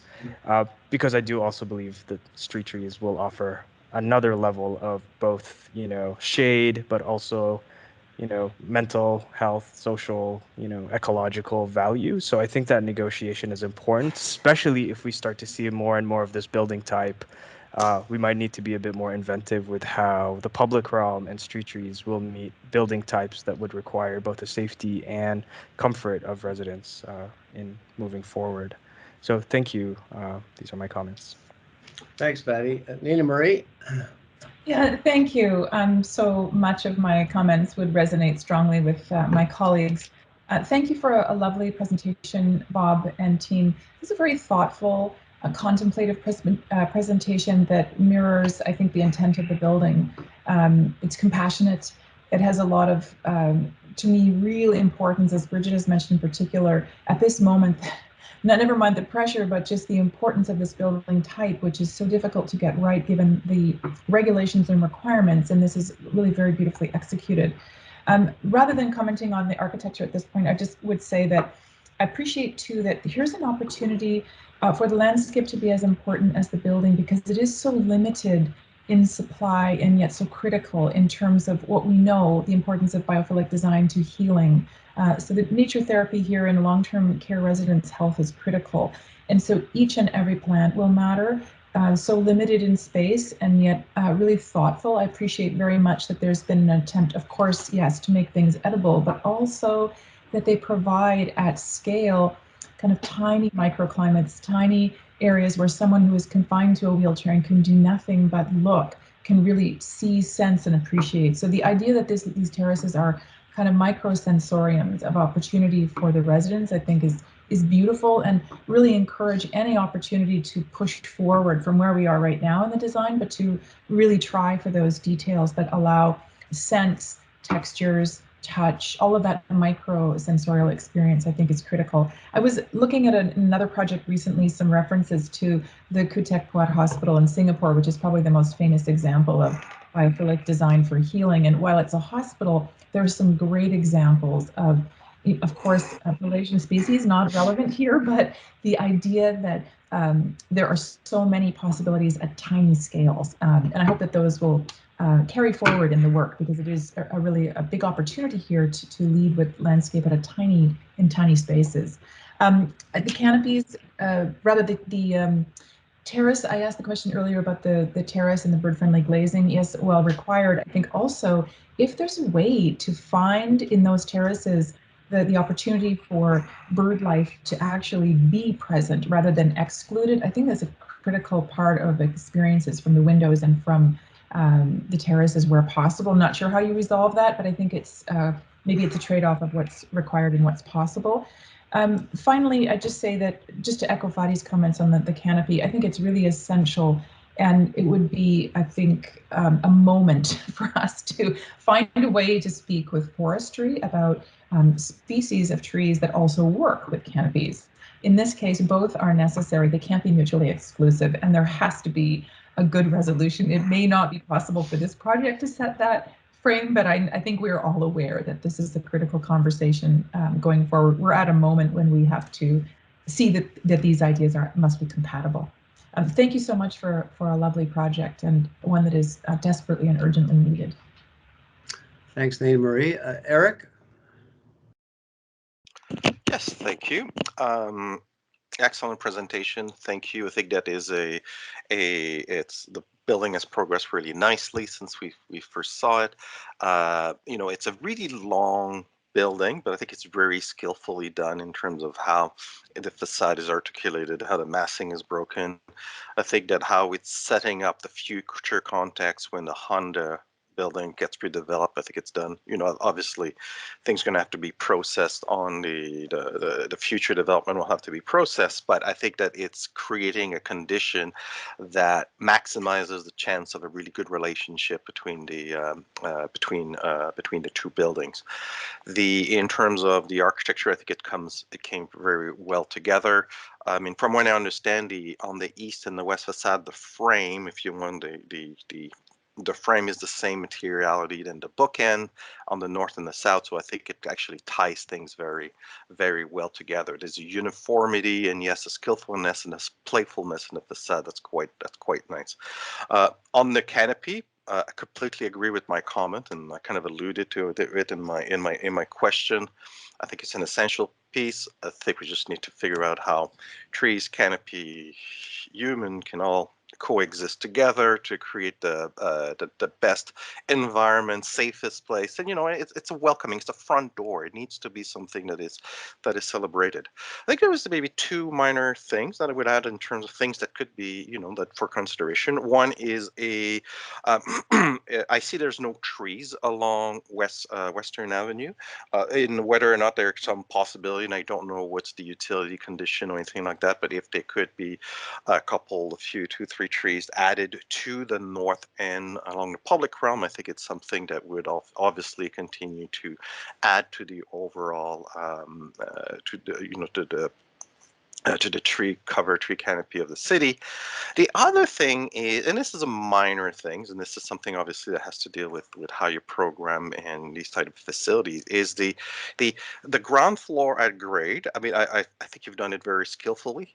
It's very serious. So you know, it's in one of the image I see this painting on the wall, and it's like, wow. You know, I think considering, you know, a little bit of color, a little bit of playfulness maybe in that space, just as a thought, that, you know, like, you know, because it's going to be seen from the street. So, you know, whether there is a possibility to, I would say, to make it a little bit more vibrant from a materiality perspective with either color or have you not, or maybe it's just more art piece or something, but I think it's just something that I think could brighten the ground floor, especially along Cherry Street. But overall, a very good project. Thank you. Great, thanks, Eric. Jeff.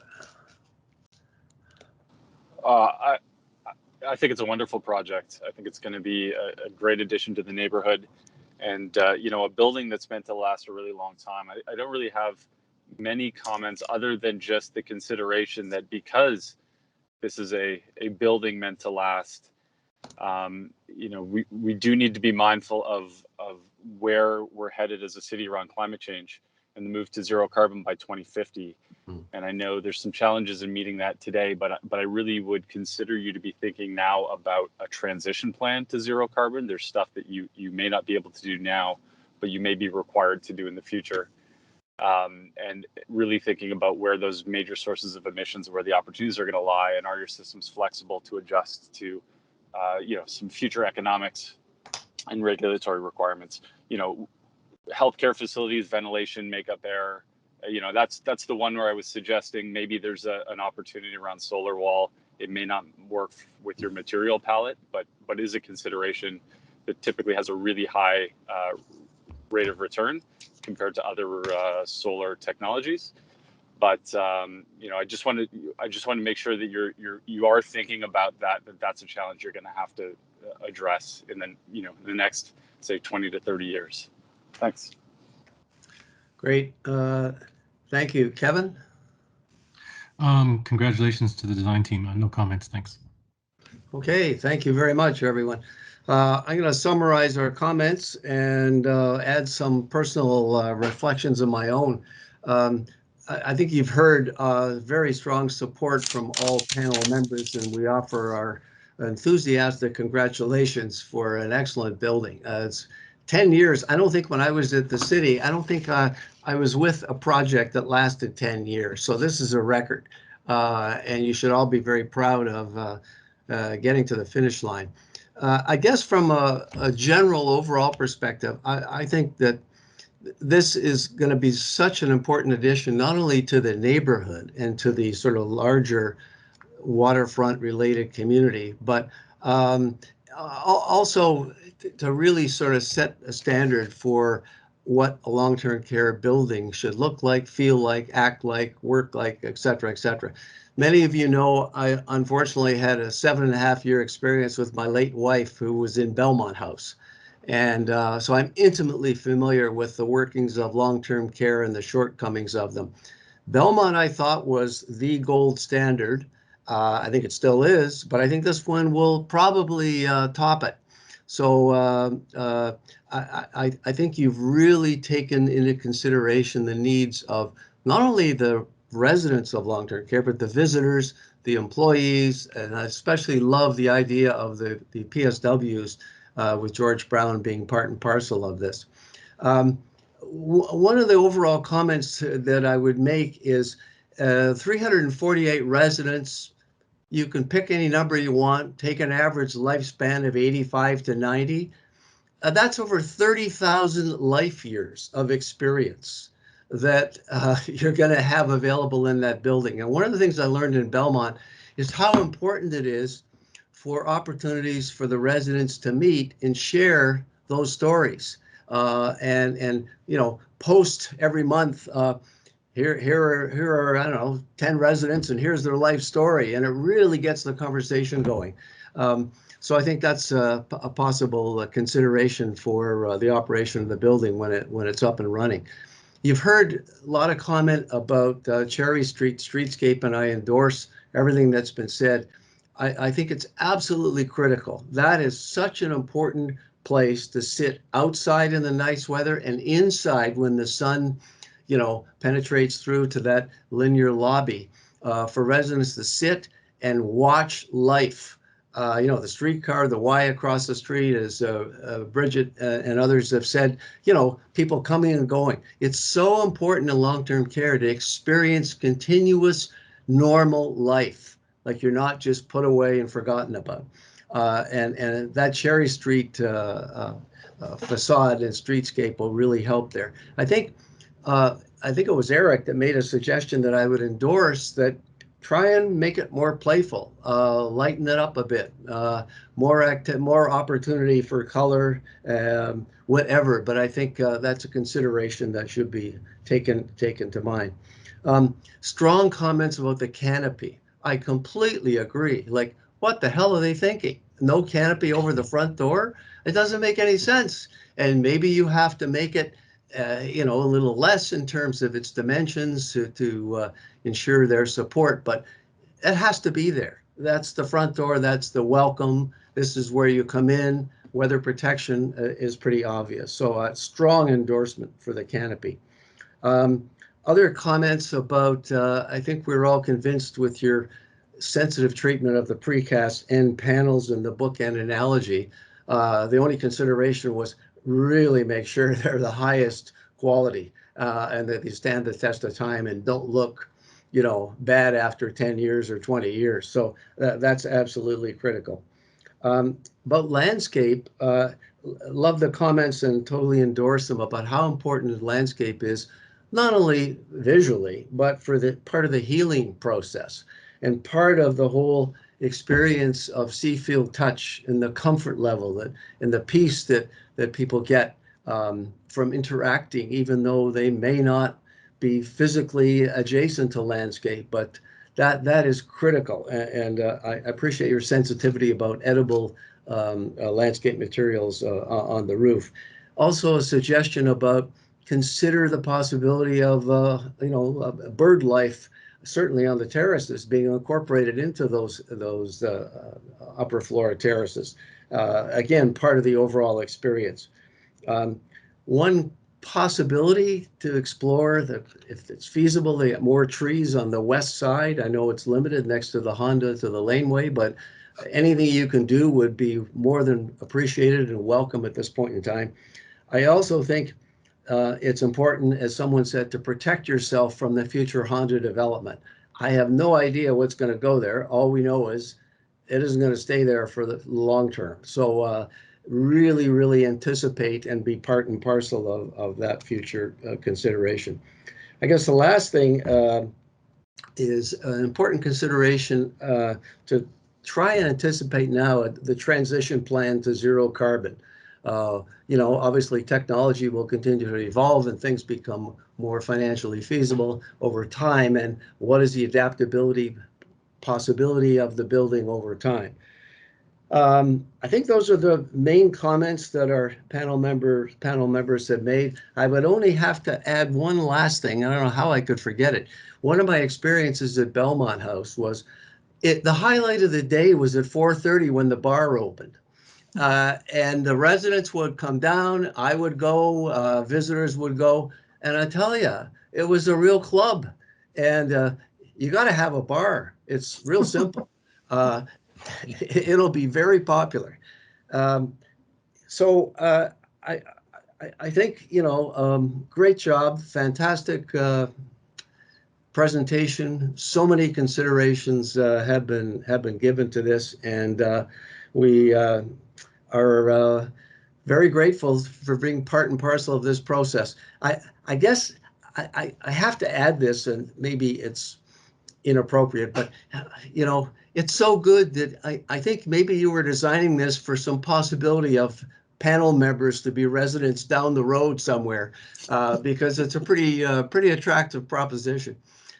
Being close to the water, part of the neighborhood, who knows? So having said all that, we are very, very, very appreciative and very supportive. And it's our job to take a vote, and I would be happy to move a motion of total enthusiastic support for this project. I assume it is unanimous. Yes. Thank you very much. So we now give an opportunity for you, Bob, to comment and any reactions that you have to our suggestions. Well, I don't quite know what to say other than thank you very much. There's nothing like, we do this really for the residents and for Sue and Ellie and all the members of the board, but to get such an endorsement from our colleagues with whom we have so much respect is an added delight. So thank you very much. We also agree with you about the canopy, and so we may come back to you for support. I don't know, David, whether you have any. You've been listening to this, I hope, and you'll help us negotiate that. I certainly have, Bob, and I've made some detailed notes about having conversations with forestry. I mean, I know where the comment is coming from. We're facing this issue across the city with the public realm in situations where the public realm is not wide enough, and there's always this competing issue about the tree growth and the tree canopy. And so I do know where that comment is coming from. So I think certainly we will work towards addressing it and seeing what we can do here. Right. And also, Paul, I'd like to thank you for your comments on Belmont House. 35 years ago, when we were a very small practice, that was our first significant building. So yes, I'm aware. Yeah. Lovely to hear that. Well, it stood the test of time, Bob. It's still I think a 5-year waiting list to get into Belmont right now. But I don't think that's related to the architecture, Paul. Oh, I'm sure it's part of it. Okay, great. Well, thank you, everyone. Thanks again, Bob. We look forward to seeing this move forward. Anyone else wish to make a comment? Just want to sort of provide some concluding comments from Rekai. I know Ellie's here as well. And just want to really thank Waterfront. This, as you noted, Paul, has been a long process. And we've all stayed at the table to see it to this point. And so I want to thank the very thoughtful comments from DRP here. It's very helpful to us and very inspirational. And to the Waterfront team that we've worked with for so many years, thanks for staying with us on our journey. And of course, Montgomery Seism as well, who has believed in us for this entire period.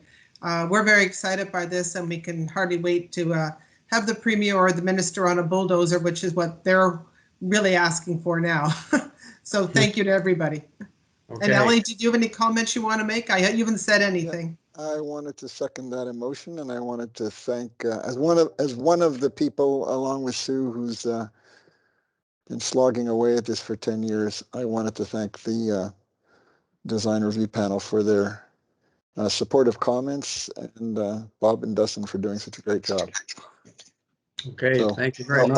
I'll be really happy when I see the shovels in the ground, but the one other person who deserves some thanks is not here, and that's Meg Davis, our Chief Development Officer, who's really worked hard with Sue and her team to make this happen. So really happy that you guys have crossed this milestone and can't wait to see it built. Thank you so much.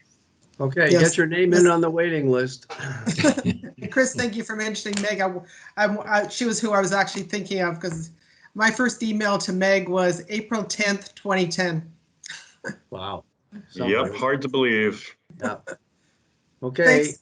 Thanks again, everyone, and we'll all look forward to seeing the groundbreaking.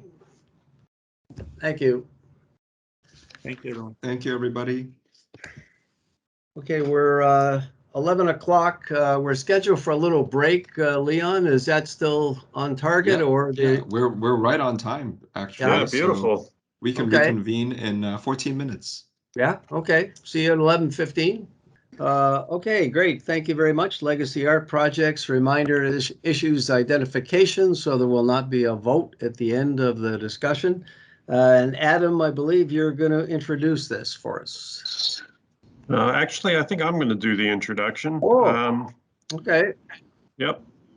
Maybe Adam can jump in as need be, but I wanted to make sure that I frame this correctly for the panel. As you said, Paul, this is here for issues identification. This is a bit of an unusual project for design review because this, this is fundamentally an art piece, and the panel does not review public art, but it also incorporates a meaningful piece of parkscape, I would say. Much of which is in service to the art piece, but is also intended to create, a great place for the public to experience and enjoy the art as well as the waterfront. And so, really, we're looking for the panel's help in making sure that the public park piece of this is, everything that everyone wants it to be. I think Craig and his team have done an admirable job. This project's been in the works. You can go to the next slide. This project's been in the works for a bit of a while. They ran a very successful competition for the art. They had a jury that selected the winning piece, which is what you'll see today. And they have asked Waterfront Toronto to help do the implementation of this, which we're delighted to be asked to do, and very much looking forward to helping them realize this vision. This is on a site that has kind of been waiting for something for a while. I think it was held aside by the federal government at one point for a memorial to Pierre Trudeau. Then I think there were some other uses floated for it, and it's kind of been sitting there as a lawn in between the music garden, which is a highly articulated public park space, and the Spadina wetland, which was TRCA's demonstration project almost 2 decades ago now, of how to bring some naturalization back to the downtown shoreline. The piece is entitled "We Are Shaped by the Obstacles We Face," and you can see in the plan that the idea is to use the stone pillars, if you will, to kind of frame a silhouette of Terry Fox that you have to kind of negotiate your way around. So the landscape idea of the trail is integral to the art piece. What we're asking you to focus on today is really just ensuring the landscape design supports the art idea and reinforces the artistic conception of the project and helps to create a really great public space. The design team will be introducing themselves, but the artist is John Sasaki. Landscape architect is DTAH, who this panel has seen many times on a variety of projects. And the public art consultant is Art Plus Public, which is led by Rebecca Carbon, who was formerly the head of our public art program here at Waterfront Toronto, and I think has made presentations to the panel in the past. Next slide, please. As I was saying, Waterfront Toronto is the delivery agent for this. We're not the actual proponent. That is Craig and his group. So this is not dissimilar to what we did for Bentway, where the Matthews Foundation and then the Bentway Conservancy were really the proponents, and Waterfront Toronto helped them implement their vision. That project came through design review as well. But like all projects that are not led by Waterfront Toronto, we're not the proponent. So we try to understand and help realize the vision of the proponents. We will also do the construction procurement, although that apparently is construction procurement. I'm not sure what that is. The construction delivery and then handover, which I think this will fundamentally be taken care of by PF&R in terms of the landscape and economic development and culture in terms of the art piece. And, they're trying to get this done quickly. It's been a number of years since the competition and the fundraising. So now that they've got their money, they're eager to get it done. And we'd love to see it open by next summer if possible. At least that's what we're targeting. So they intend to do their issues ID today with the panel to come back in probably October for schematic design on the landscape piece, and then November for detailed design, so that we can tender it in the winter and start construction next spring. Next slide, please. So here you see the site in purple, as I explained. To the left of it or to the west of it is the music garden. To the right of it or to the east of it is the Spadina Key wetland. And then sort of to the south of it is that waterfront walk, which we hope to link into the rest of the waterfront walk over time. And then to the east of that is the Spadina wave deck, which was our first wave deck project. We do have long-term hopes of building a wave deck at Portland Slip, which is just to the west of the music garden. So it's a great site, and it's kind of waiting for a bit more of an identity than it has today. Next slide, please. This is the Queen's Quay frontage. So while we did not rebuild Queen's Quay as the asymmetrical plan that exists to the east of here, we did extend the red and white granite mosaic sidewalk past this site. And here you see the retaining wall that holds up the grade of the site where the legacy art piece is planned to go. And you see a cyclist, for some reason, riding on the sidewalk instead of on the Martin Goodman Trail, which you can just see a tiny bit of in the lower right-hand corner there. There we go. This is a very busy stretch for cycling. I'm not sure it's as busy for pedestrians, but we'd certainly like it to be. And I think this project will create another destination along this stretch, which will certainly attract more people. I think often people take the waterfront walk because it's so close and it's an opportunity to get out onto the promenade rather than to walk here. But there's definitely activity here. Next slide, please. And then this is the waterfront promenade as it was built really in the 70s in the Harborfront Center era with the kind of aggregate concrete and the big bollards. In the long term, we would hope to rebuild this with our red and white granite mosaic, but that's not imminent. So what you see beyond that is the lawn, which now has the big Muskoka chairs in it. And that is the site for the art piece. Next slide, please. This is our typical timeline for projects on public land. So here we are in July for our stage 1 review or issues ID. Issues ID is always a little bit different with design competitions because you have a concept design already selected through a juried process. But this is not dissimilar to what we've done with things like York Park, where we have brought them post-competition for an issues ID section. And then you see the other reviews through completion. Next slide, please. So the areas for panel consideration are: how does the landscape design address really the various site edges and interfaces with the adjacent park and public space? So I think the moment where it connects to Queen's Quay and how it provides access, I think is something we'd like the panel's thoughts on and ways to make that as inviting as possible to as many pedestrians as possible. The transition to the south lawn in terms of usability, I think there's an idea about a gathering space around the art piece that could really be beautifully integrated with the lawn. So we'd like some thinking around that too.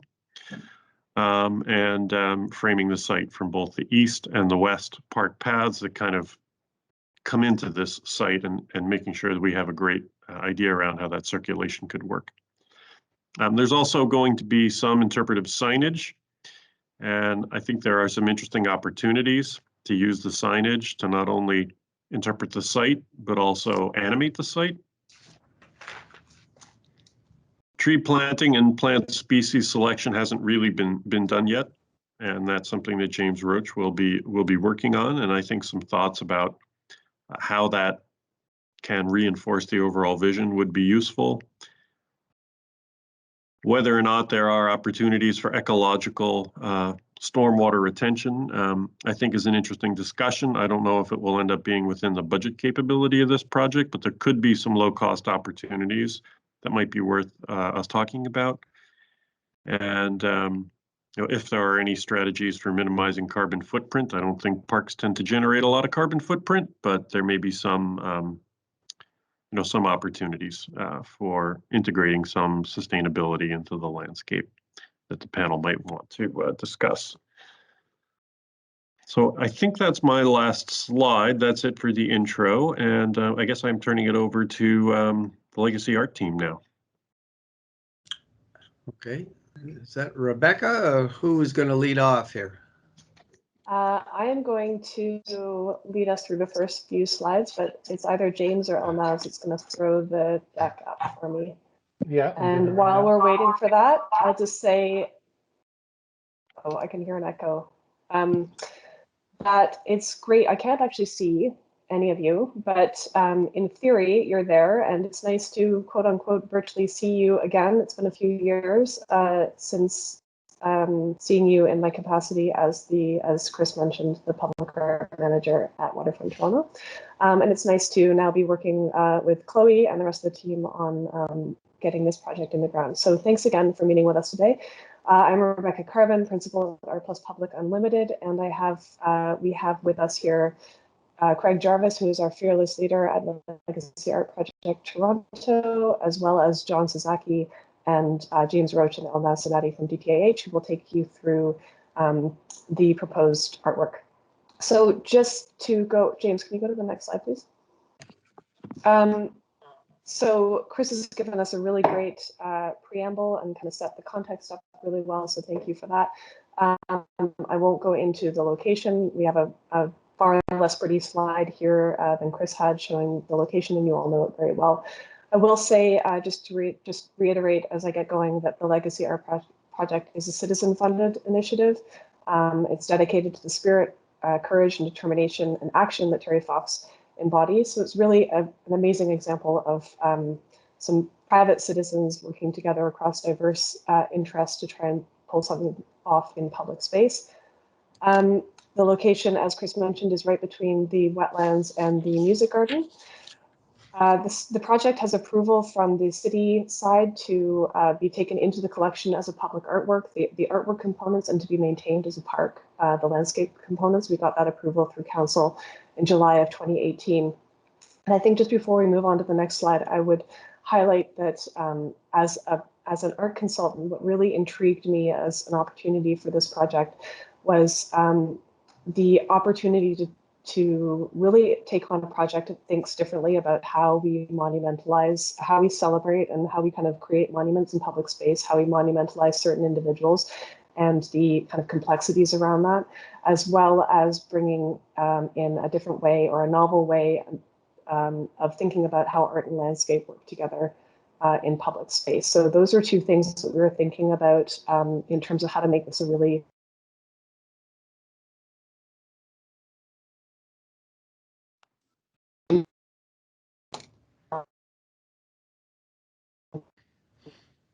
project from the, I don't know if it's moved on for other people, has it? James, have you moved to the next slide? It's still frozen for me. One second here. Let's try this. Sorry, but Rebecca, I think your connection is having a little bit of trouble, so we have a bit of delay on our. Okay.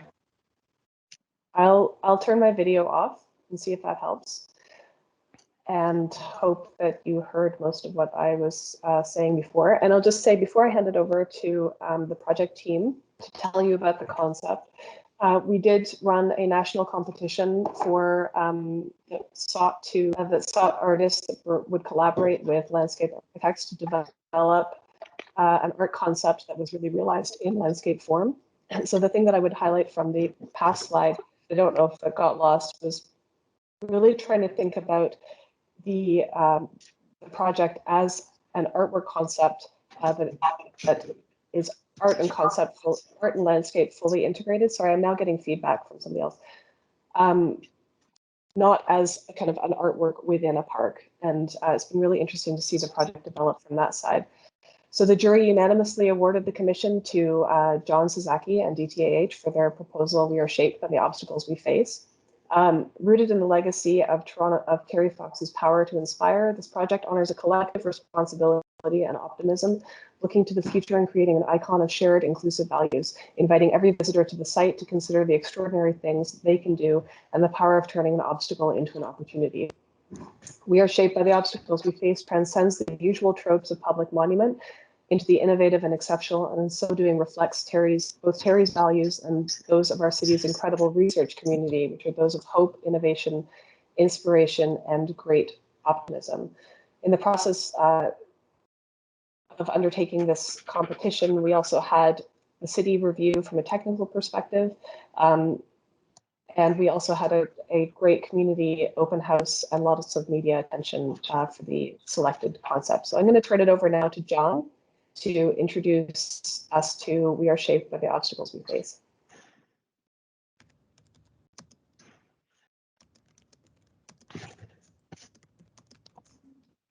Sorry, John, I think you're muted. There we go. Sorry about that. Thank you for the introductions. Yeah, I just want to start by saying, what an exciting and interesting, daunting challenge this was to design a monument for Terry Fox, this national hero, because there are, quite frankly, like many amazing statues of Terry Fox throughout the country already. I've seen a number of them, these sort of oversized, beautiful bronze figurative works of Terry Fox in motion on his marathon of hope. And the challenge, I guess, was to do something that hadn't been done well already.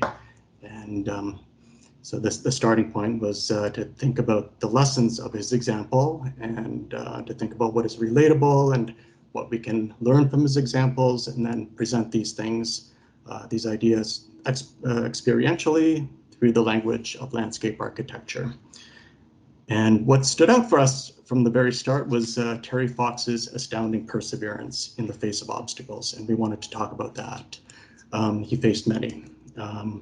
This is an image of him, and you can see this is post 1977. He's already had his diagnosis for osteosarcoma. He's lost his leg, and he spent a lot of time, figuring out how to be mobile again, participate in sports, and it was during that time that he He first conceived of the idea to run cross country to fundraise for cancer research. And that was sort of the beginning of his obstacles. There were many more. His second obstacle was convincing all the pessimists who told him it wasn't possible. If we can go to the next slide, please. At the beginning of the Marathon of Hope, he had a slow start his project attracted little or no attention. And so there was this sort of public apathy that we can think of as another obstacle, sucking his morale. There's shots of him in the rain and in the snow. The inclement weather obstacles are things that he had to endure, but he didn't stop, of course. He persevered. And of course, the sheer size of this country, the landscape itself was just a formidable challenge. But he was determined. And there are shots of, I think the next slide actually might be a shot of like one of these rock cuts on the Trans-Canada Highway. And there are many images. There's lots of footage of him sort of, running alongside of these massive rock cuts. And he looks like a tiny speck in this sort of vast and slightly menacing landscape. And we wanted to design an experience that maybe conveyed some of these ideas. And of course, like the ultimate takeaway of a guy that just would not give up. And we wanted to design an experience for everybody, people that might not have been alive during Terry's Marathon of Hope, or people who are visiting the country and might not be familiar with our national hero. And of course, all of these people will arrive with their own unique set of challenges in their own lives. But the common denominator is that maybe there are sort of takeaways from Terry's project that could nevertheless inspire people. Next slide, please. Okay. So I think I'm going to take over, John, and obviously pipe in at key moments through the presentation. And as Chris had mentioned, the landscape approach was developed with this spirit of mind of the obstacles that we face and how one moves through the site and how we're conditioned on a daily basis and as we move through space as well. So this quick diagram is how you come up to an obstacle, and of course then you look for ways to you reflect where you are and then how you begin to move around those obstacles, overcome those obstacles. Once you begin to kind of apply this to a site and kind of how you move through a site and series of different obstacles, there's different stopping points to, again, understand where you are and what is it you're coming to, and also to allow a moment to reflect on other contexts, adjacent site, different spaces around you, and then you carry on with your journey.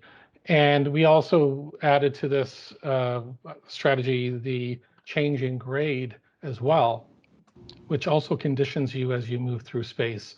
A steep slope compared to a shallow slope and such does have an impact on how you begin to cross through a space.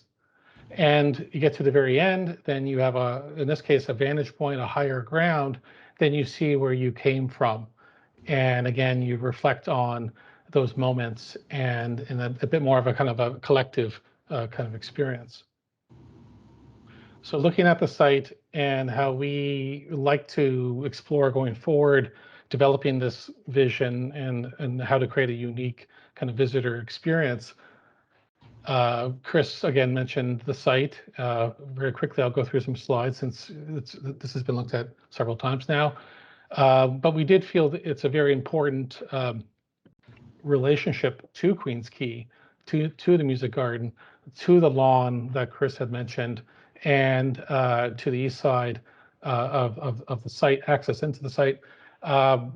There's also all the different kind of view corridors and relationships that kind of come hand in hand with that, not just a physical connection, but also begin to create larger relationships. So the concept to date has been about the idea of a primary move connection to Queen's Quay. We think this is very important to have a pedestrian connection right to Queen's Quay, and how one moves through the site and then connecting to the existing lookout and pathway at the music garden. And this initial concept begins to respect those conditions, and also at the high point of the site ties into the open lawn area sloping down to the Water's Edge Promenade. Two of the elements we want to explore also further in schematic design and DD is topography and a planting strategy. We're not interested in kind of a planting strategy that's very busy or decorative, but more planting strategy that will work with the existing canopy trees on the west side and the trees on the south side and of course on the east side, as a way to help frame views as you walk along that pathway. Different moments you're looking out again towards the water. How do you see the water from those points? Does the topography begin to frame those views? Does the planting frame those views?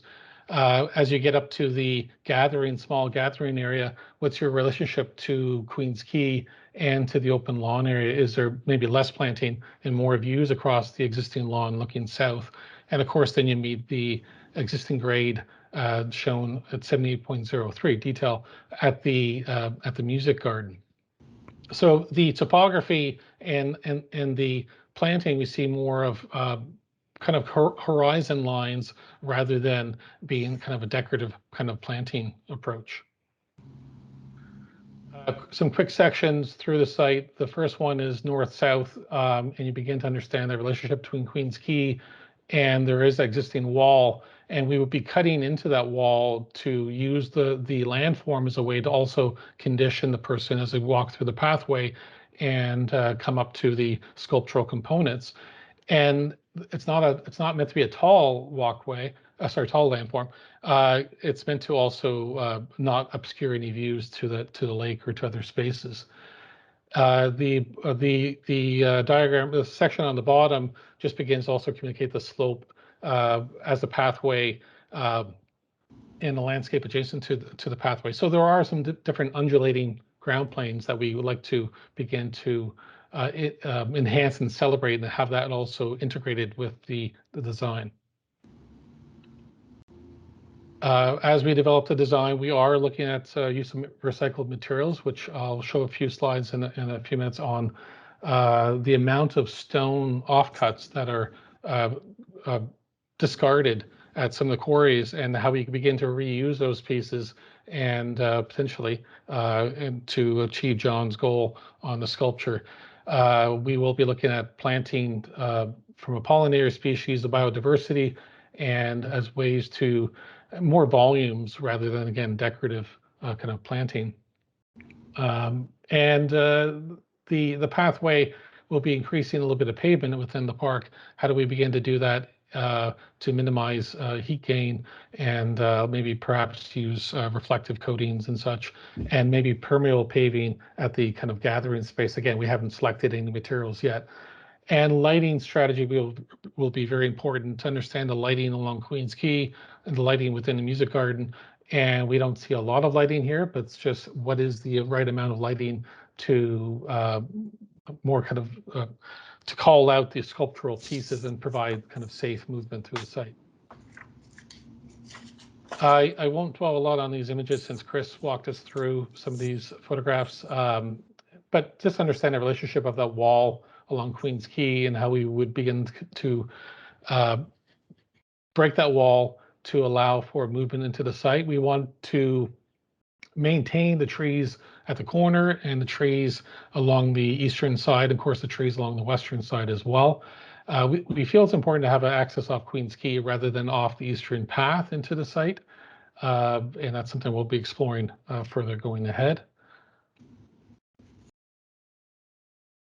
This shot shows the high point with the three chairs on the right. So we want to take advantage of that topography, and that is the high point, and begin to use topography in a way to reinforce that in a bit more of a dramatic way to again further kind of the experience and enhance the experience of walking through the site. But for the lawn on the left, we'll be maintaining that lawn and allowing for that kind of spill out of use and still activities that happen within that lawn. And this view also shows the trees along the western side of the site, and how it's a very important backdrop looking west. Looking towards the northeast again, and you see a topography change in the trees we want to maintain at the corner, a view towards the Spadina and Queens Quay intersection. And again, just to get the feel of the site with vegetation on the east side. And as I mentioned, lighting, there is a lot of lighting from the ambient light from the building, street lights, but also these lights along the western side of the site. And how do we begin to strategize the design and the lighting strategy with that kind of lighting effect that's already there? And the view to the south. And in many ways, the design will also activate the existing eastern edge of the music garden with the benches and the seating that you'll be looking out over the existing planting towards the sculptural intervention as well. So it does begin to activate part of the music garden at the same time. So we have not really begun to develop the design since the competition, but as I mentioned, with materials, examples, of course, of planting and topography done in a more of an architectural way to begin to frame views and conditions and horizon lines, and to enforce the views to the water and views to the different spaces adjacent to the site. So layering of planting and any, we do it to look at the northern edge of that wall and how we begin to strategize the edge condition to keep people back from that wall. We would like to avoid, of course, any guardrails along that edge. So planting would be a good way to do that. So we'll be looking at the planting, existing planting, but also new planting. And how will this inform any? We have the sidewalls of the pathway coming up into the landform. Can that also inform the seating opportunities at the plaza space? And we'll be exploring different options for materials as well. How do we look at the materials along Queens Quay within the music garden, the stone, and use material that kind of complements that kind of palette rather than to have competing materials on a site? And as I mentioned, lighting. There's different opportunities for lighting, accent lighting, very subtle lighting to accentuate the sculptural pieces. As I mentioned, granite, this is an image from Polycore. There are different quarries and the stone, and John could probably speak to the stone that he's had discussions with about so far. And there are large piles of discarded stone, like this pile, because of certain fissures in the stone that would not be acceptable, but they could be acceptable and used potentially if they satisfy structural integrity and, of course, design vision by John. Polycore, granite core, different quarries in Quebec that we've been in preliminary discussions with. And this gives you an idea of some of the size of those stone pieces that are being discarded. And I think it's a good news story to begin to reuse this material rather than discarding the material. But I think that's something we'll be exploring going forward. So I think, John, I might just pass it to you to maybe if you want to chat a bit more about your thoughts on the stone and how the sculpture. Yeah, in terms of the material selection, like why these are stone as opposed to Corten steel or something. I think the jumping off point was seeing that footage of Terry Fox running beside the Trans-Canada rock cuts and seeing them looming over him, and we wanted to convey a similar sense of unyielding presence and immovability. And the choice of Quebec granite seemed really perfect for this task because it feels very substantial, but not menacing. It sort of feels eternal. This is, I'm not a geologist, is it millions or billions of years old, and durable enough to last billions more. And it's surprisingly beautiful from the samples that we were given from the quarry, the Polycore quarry. It's sort of like a shiny black, but then there's like these tiny shiny flecks that animate the surface of the stone. and it keeps the shapes from being kind of dour and foreboding. And I love the idea that in every sort of dark monolithic obstacle there are these sort of dancing flecks of light.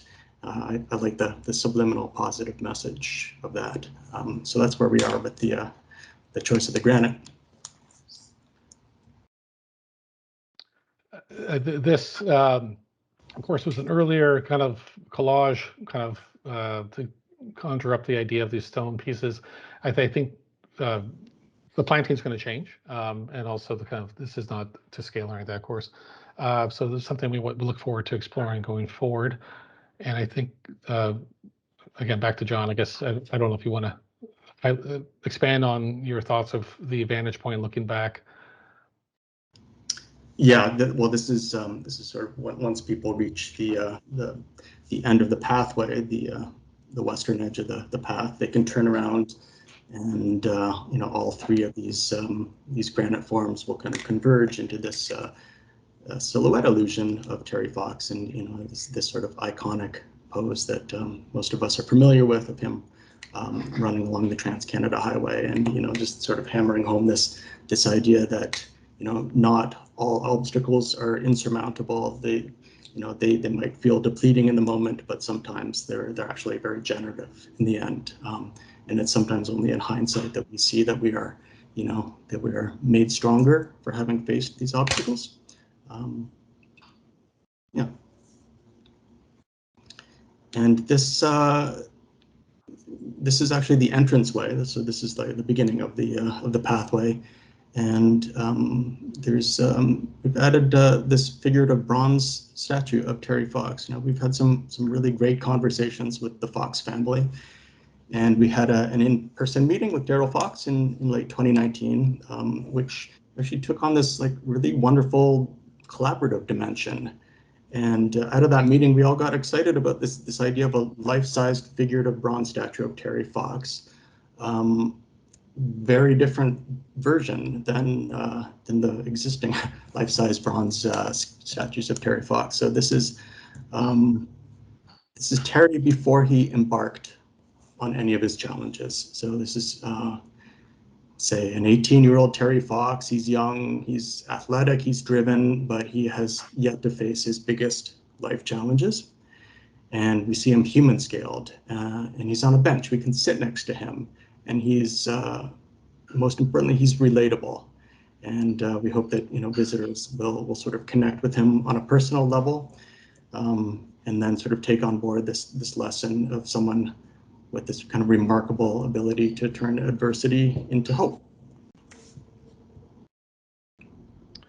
So the last image would be, of course, this would need to be updated to reflect what John just mentioned with the added figure. So it is evolving as we go forward, and that's the presentation for now. We look forward to be able to answer your questions and listen to your comments.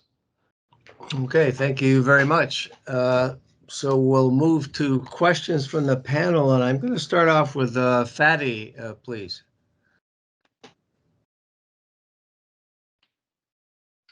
Sorry, no questions. No questions? Okay. Nina Marie? I have no questions at this time. Thank you. No? Okay. Bridget? I have no questions, Paul. Okay. Eric? No question at this time. Okay. Let's go to Peter. No question. All right. George? Also no questions. Oh my goodness. Betsy? You know what? I'm going to ask a question just because All nobody right. else. It's just about the, I mean, there's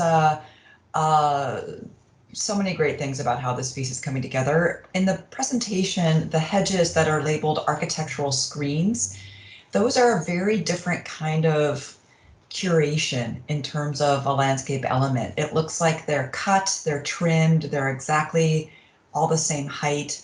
They're kind of made into boxes.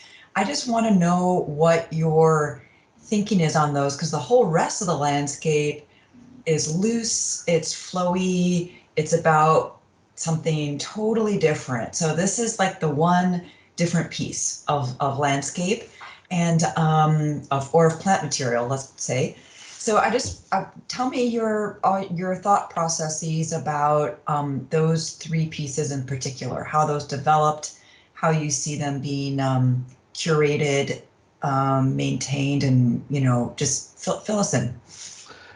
Yeah, no, I think there was a bit of a direct translation from the diagrams that we showed earlier into, I think these will be changing going forward. I think there are some concerns. I failed to mention in the planting strategy, this image, we had to look at septic. Had to also look at safety issues. And I think it is right now, the space between that stone and and that hedge, I think that space has got to be played with as well to begin to understand what is that kind of comfortable kind of separation and distance and movement through that. I think it's a bit of a coming back to design after about 2 years. We haven't, of course, it's been pens now for 2 years. So I think looking at now fresh eyes, I think we still want to tweak that a bit more. How can we achieve a kind of landscape screening element there? I think it was kind of a more immediate kind of response. And I think it does need to be tweaked a bit more. But I also, in saying that, I'm going to take a step back and look at are they necessarily needed, those hedges, or lack of a better phrase, architectural screen, or can they be achieved through a kind of a subtle landform and a bit more movement in the path and the wall?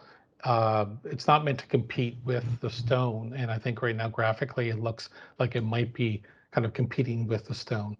So I think that's something, as I mentioned, the planting, this is like a moment in time, and I think we're going to be pulling that a bit more, refining it, and how much is too much planting, how much is the placement of planting make sense? These are kind of the questions we're going to be asking ourselves going forward. Okay, Betsy? Yeah, thank you. I think that's really helps to clarify the intention there. Thank you so much. Okay, Jeff? No, it was a great presentation. I don't have any questions right now. Okay, and Kevin? Just one question. Do we anticipate these large stone slabs, will they have a foundation, perhaps a concrete foundation? Do we anticipate that? Probably, eh? I would assume it would be caisson. So the one thing we have to do from a technical point of view is get a geotechnical report to understand, because we know there's a lot of surprises in the waterfront, but I assume this would be on caissons probably. Thanks. Okay, I actually have a question myself, and it relates to the opening to the Queens Quay public, sidewalk area. What's the width of that opening? On one of your slides, it looked to be very, very narrow. In this slide, it looks like it fans out to a wider dimension. That's a good question. I think it's still in flux as well, and especially with John exploring the figure at that intersection. I guess that's a question, because it's my leaning towards having a bit more of an opening, a larger opening there, a bit more of a larger kind of plaza space, or offsetting it a bit more. Right now, it's probably around, say, 2.5 meters to 3 meters where it fans, but I think that might be a little bit tight given the length of wall there. But we just want to balance that with also cost to carve it out. But that's an area that we really want to focus on. How much do we expand that and create a larger presence on Queens Quay? Okay. All right. Any other questions from any of the panel members? Okay, then let's move to comments. So I'll go back to Fatty, please. Thank you so much for your presentation. Very poetic, great addition to the waterfront. I think it'll be pretty exciting. Always great to see more opportunities for integrating public art and landscape. Actually, Paul hit on what my major comment was going to be about, which is the entry points into the project, both from the Music Garden, but also from Queens Quay. they seem to be a little bit under-resolved from my end. I'm not 100% sure if this is meant to be something that you sort of accidentally stumble upon and want to enter, or if there's a design intentionality that these entry points from either end are more pronounced and made a bit more present. Definitely, I think the entry from Queen's Quay seems, especially in that final rendering, to be really, really tight. So maybe if it's not actually made wider, perhaps the edges of that wall could slope and fan out so that they're, still maintaining a bit of this sort of retaining wall quality to them, but they actually slope in and fan out in either direction to just make the space a bit more inviting. If you can't cut in much deeper, that just the edges sort of bevel down, or that they become a little bit more of a pronounced entryway, especially from Queen's Quay. I'm also wondering about the space in different seasons. I see that you've brought in some night views, but I think this would also be a great way to activate this site a bit more in the winter.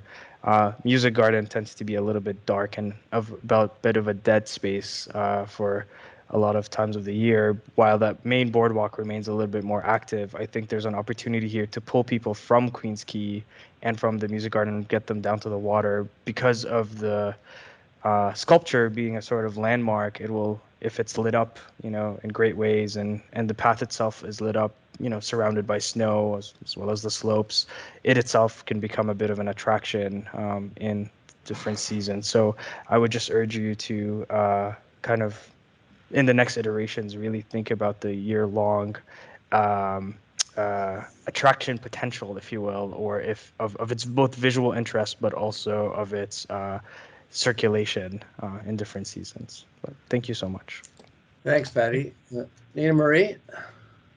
Yeah, thank you. I'm going to build on Fadi's comments rather than repeat them.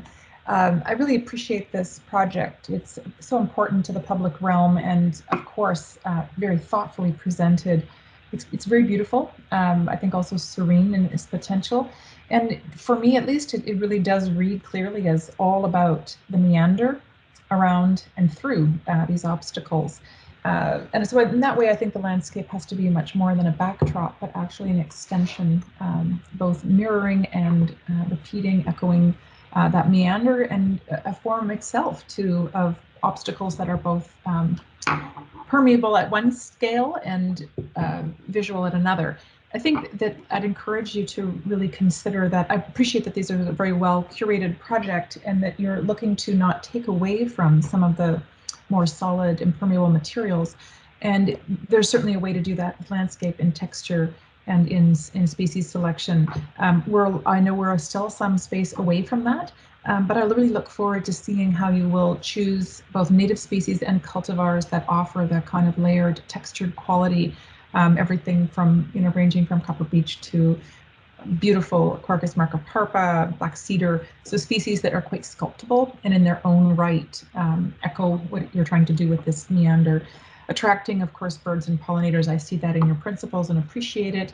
But again, the space, so small but important, a real piece of kind of eco-puncture, if you like, that has four-season interest and four-season comfort is always the landscape architect's challenge.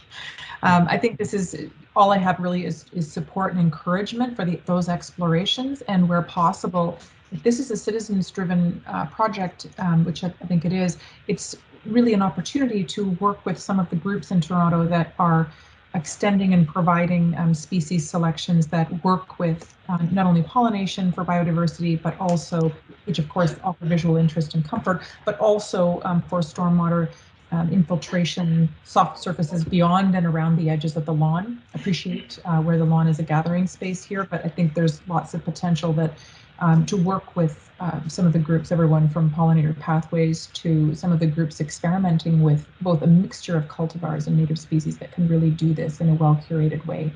I have confidence in this team's ability to do that, and I encourage it. I look forward to the next iteration. Thank you very much. Thank you. Bridget? Thank you. I appreciate the journey that everyone's been on, having to organize the competition and go through all the phases, and I think it's at a really interesting point. I appreciate John's observation of perseverance being such an important quality that is to be part of this kind of installation art piece. And I guess I consider it almost like a journey of discovery, which is sort of this kind of revealing and something that may not be that obvious from Queen's Quay or the Music Garden, but once you enter into it from either end, there's a whole revealing. So the whole project, I think, relies on a certain subtlety, certain angle, planes, the cutting of the kind of existing retaining wall, and how these subtle grade slope conditions are realized both in the kind of retaining walls, but also how it extends out into the landscape. So I feel like this issue of the way that the landscape works with the art piece is probably the area that, given the issue's identification, needs further investigation, because for me the landscape feels kind of decorative right now as opposed to integrated into the overall concept. So I just think that and it's very subtle, like we're not talking huge level changes, and that part of it is that the whole piece is relying on your eye to, in effect, put the pieces together from certain vantage points. So what appears to be disconnected actually at certain locations becomes a whole. So it's a really subtle and really interesting kind of challenge for this project. And I feel like this, again, this kind of ongoing balance between the recycled stone versus the landscape and these subtle angles need to really be figured out, and the kind of further modeling and kind of really just needs to happen, and I'm sure it will. It's a great team. Then I also think that, you know, one of the things that's so interesting about the Music Garden is that there are actually community-based groups that actually maintain the Music Garden. It's actually part of the whole thing, where it goes beyond just being a park that was given through Parks and Rec, but it's a kind of park that emerged again out of a competition. There was a whole process, and it's one of the beloved spaces in the city. So it'd be interesting, given the legacy group and the artist and the kind of you know, the proponents, whether there can actually be a way to not only engage the community through the kind of design portion, but also the issue of its long-term maintenance and how it's cared for over time. Just think it's a really interesting possibility to consider. So thank you so much for a great presentation that has so much potential, and we look forward to seeing it realize its kind of true kind of possibilities. Thank you. Okay, thanks, Bridget. Eric? Thank you. So I think this is a very exciting project. I think it's you know, how it's going to come together. It's going to change the experience of this part of the waterfront. I think it's something that is quite commendable. So I think everything is moving into the right direction, and I think now it's the, you know, and to echo Brigitte point is how does the journey, the path, the art piece kind of integrates with the landscape, which I think is the next level of evolution here that needs to be looked at.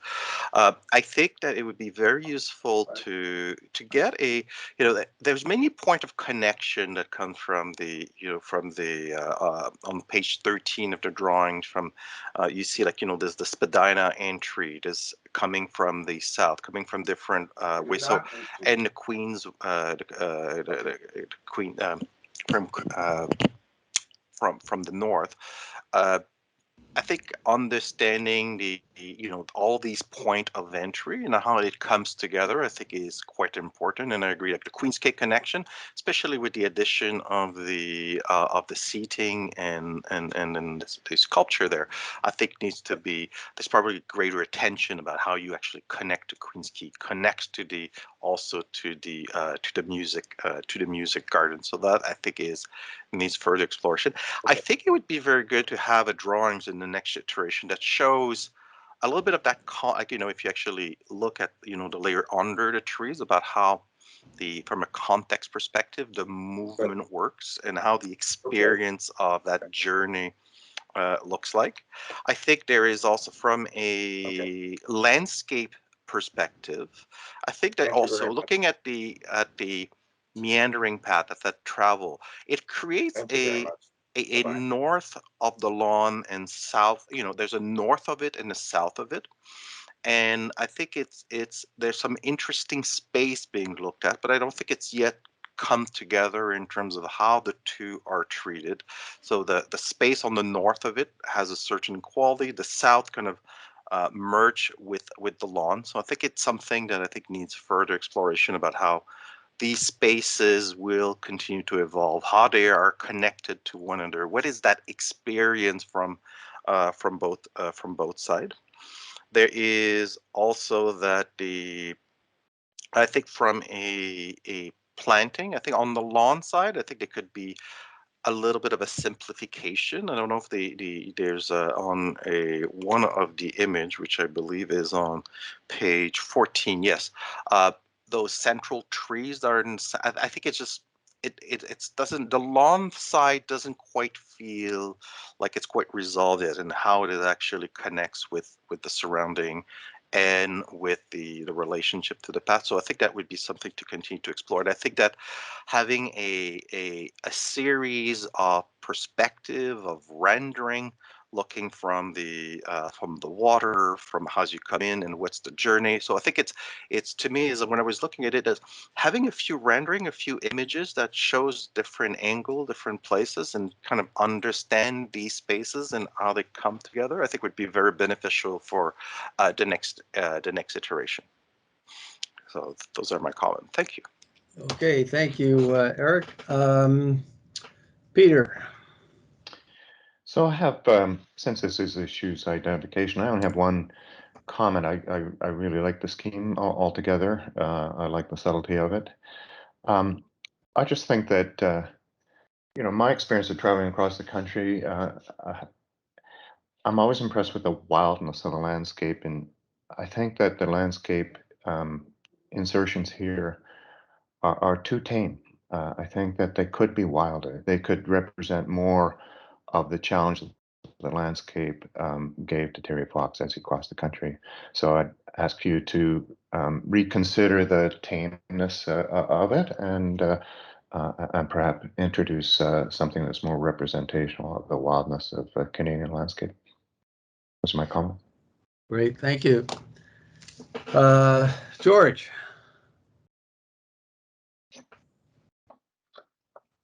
Right. Hi, George. Yep. Well, okay. I just would go back to Fatty's comment about the opening from to the path from Queen's Quay, which is a bit tricky because I know this idea of the, you know, not too open a view, but I do think it's not open enough. And I think, and I don't think you can slope the retaining wall down because, of course, the grade along the edge there is high.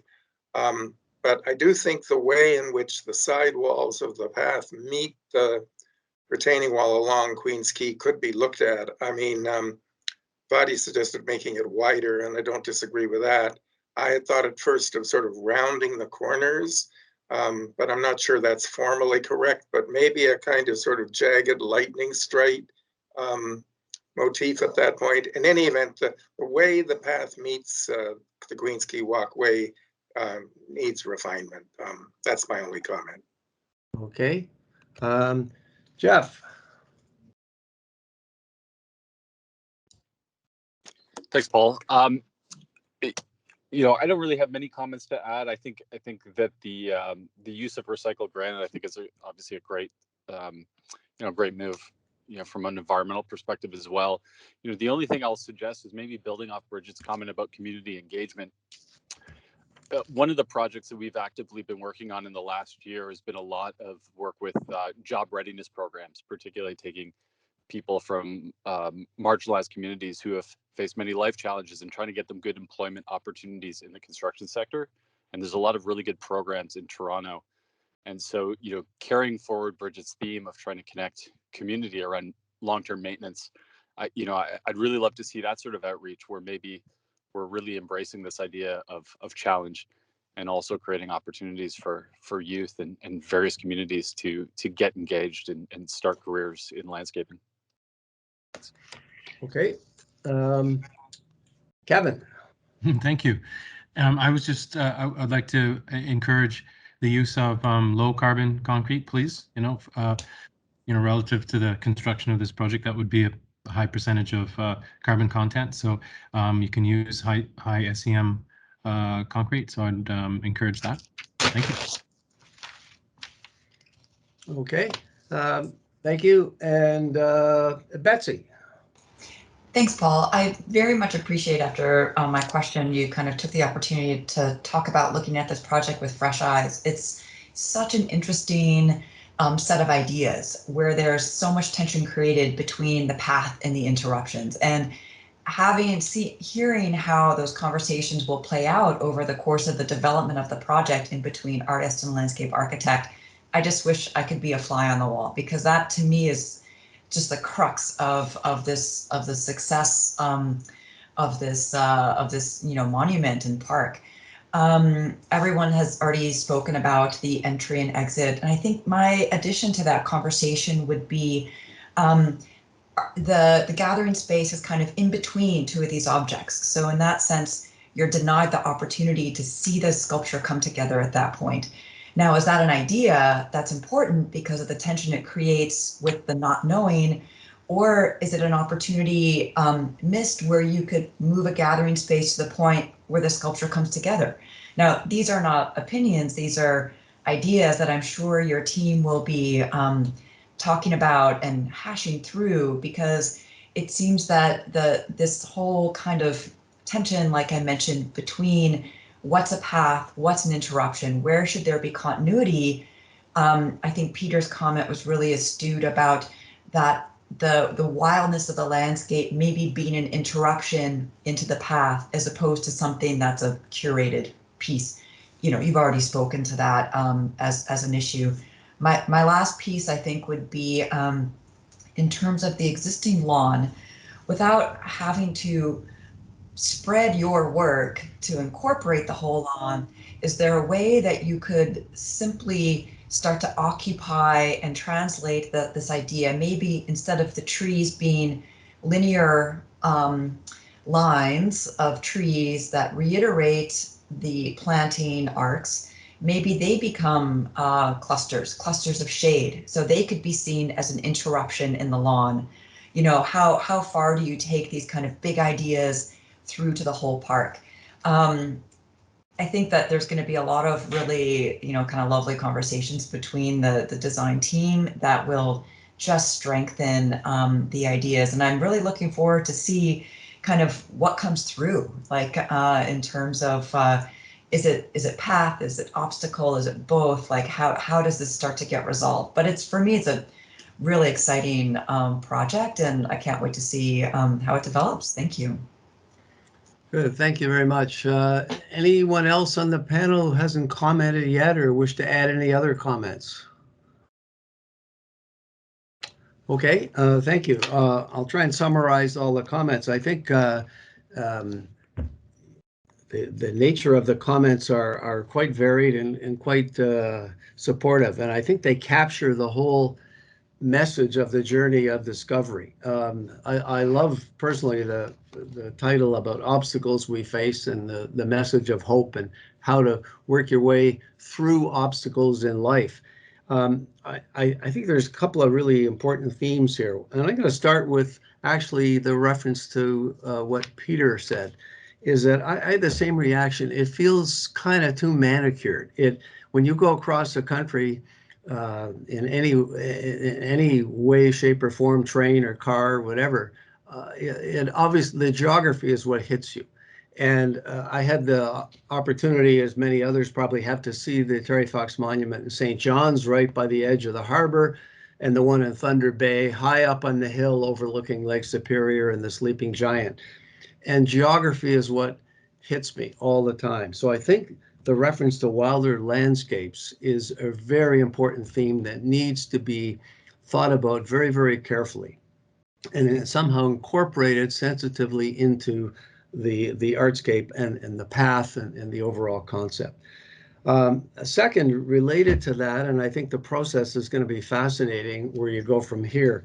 Several members said that it would be really helpful to try and look at different options, different models, to try and figure out the delicate balance of all those important ingredients and look at try and capture the experience that one would have entering the site from not only Queens Quay, but from the east and the west and the south along the waterfront, and images and renderings that would convey those feelings and that experience, I think would be really helpful for the members of the panel. The notion of meandering obstacles, the path forward, obviously has got to be a key message that comes out throughout this. Many members have commented about, in particular, the entry point on Queens Quay and suggestion being made to make it wider, perhaps to have the retaining wall fan out so it sends a message of come on in here, don't walk by, because right now it feels quite limited. Activation throughout all 4 seasons was mentioned. I think that's very important. I can, especially as it relates to perhaps the winter, ironically, in terms of the ground covered in snow and the monument there, sensitively lit. I think it would create a real magnet for people to draw them in and to experience the site in all 4 seasons, which is obviously a key part of this. The suggestion about perhaps engaging the community that helps to look after the music garden is a useful one in terms of long-term maintenance. You want to make sure not only is this entire artscape done right, but that it stands the test of time and that it is just as attractive 25 years from now as the day it opens. Various suggestions made about, again, species, and I know that work is yet to be done, but to look at species that would capture perhaps the 4-season aspect and climate of Toronto and provide a comfort level in all 4 seasons, and again bring people into the site.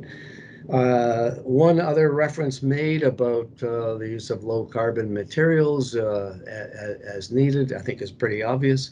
But I think overall, it's a great starting point. It's been a site that's kind of crying out for something like this of very significant stature. And I think that everyone who was alive when Terry ran across the country and had to end his run in Thunder Bay, or just east of Thunder Bay, will remember the whole experience very vividly, and it'll come back. But I think more important for people who has been said that we're not alive to be part of that. That it's got to capture that unbelievable challenge that he overcame and tackled, and that message of hope has to come through. Last comment I guess I make is very personal. I remember, as many others do, when Terry ran into Nathan Phillips Square in front of Toronto City Hall. And I'll tell you, the whole crowd was moved to tears. It was just so powerful. I frankly couldn't believe that he got that far, and look what he did beyond Toronto. So I hope that captures most of the comments that the panel's made, and we all look forward, obviously, with great anticipation to the next time you visit us with schematic design. So there's not a vote to be taken at this point, but we do want to give an opportunity to the proponents to respond to what you have heard from the panel members.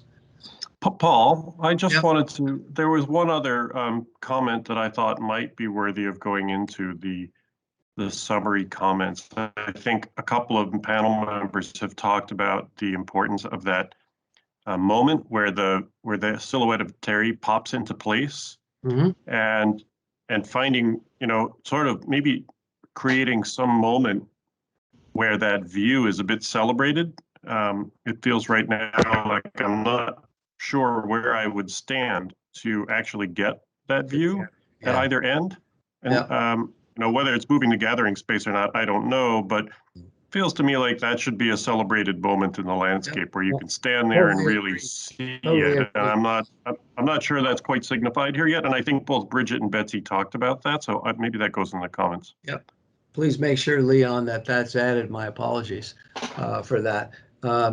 So I think we'll turn it over to the proponents in terms of your feedback or comments that you may have.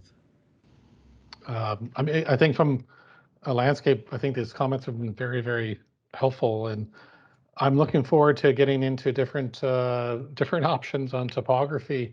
It's already, like it was meant, building on the comments we've heard to date, and looking forward to pick up the pen now and getting going on this. And with the planting too, I think the comments have been very helpful. I think finding that balance between the two is going to be critical. It's going to take a lot of iterations, and it's exciting. So thank you very much for your comments.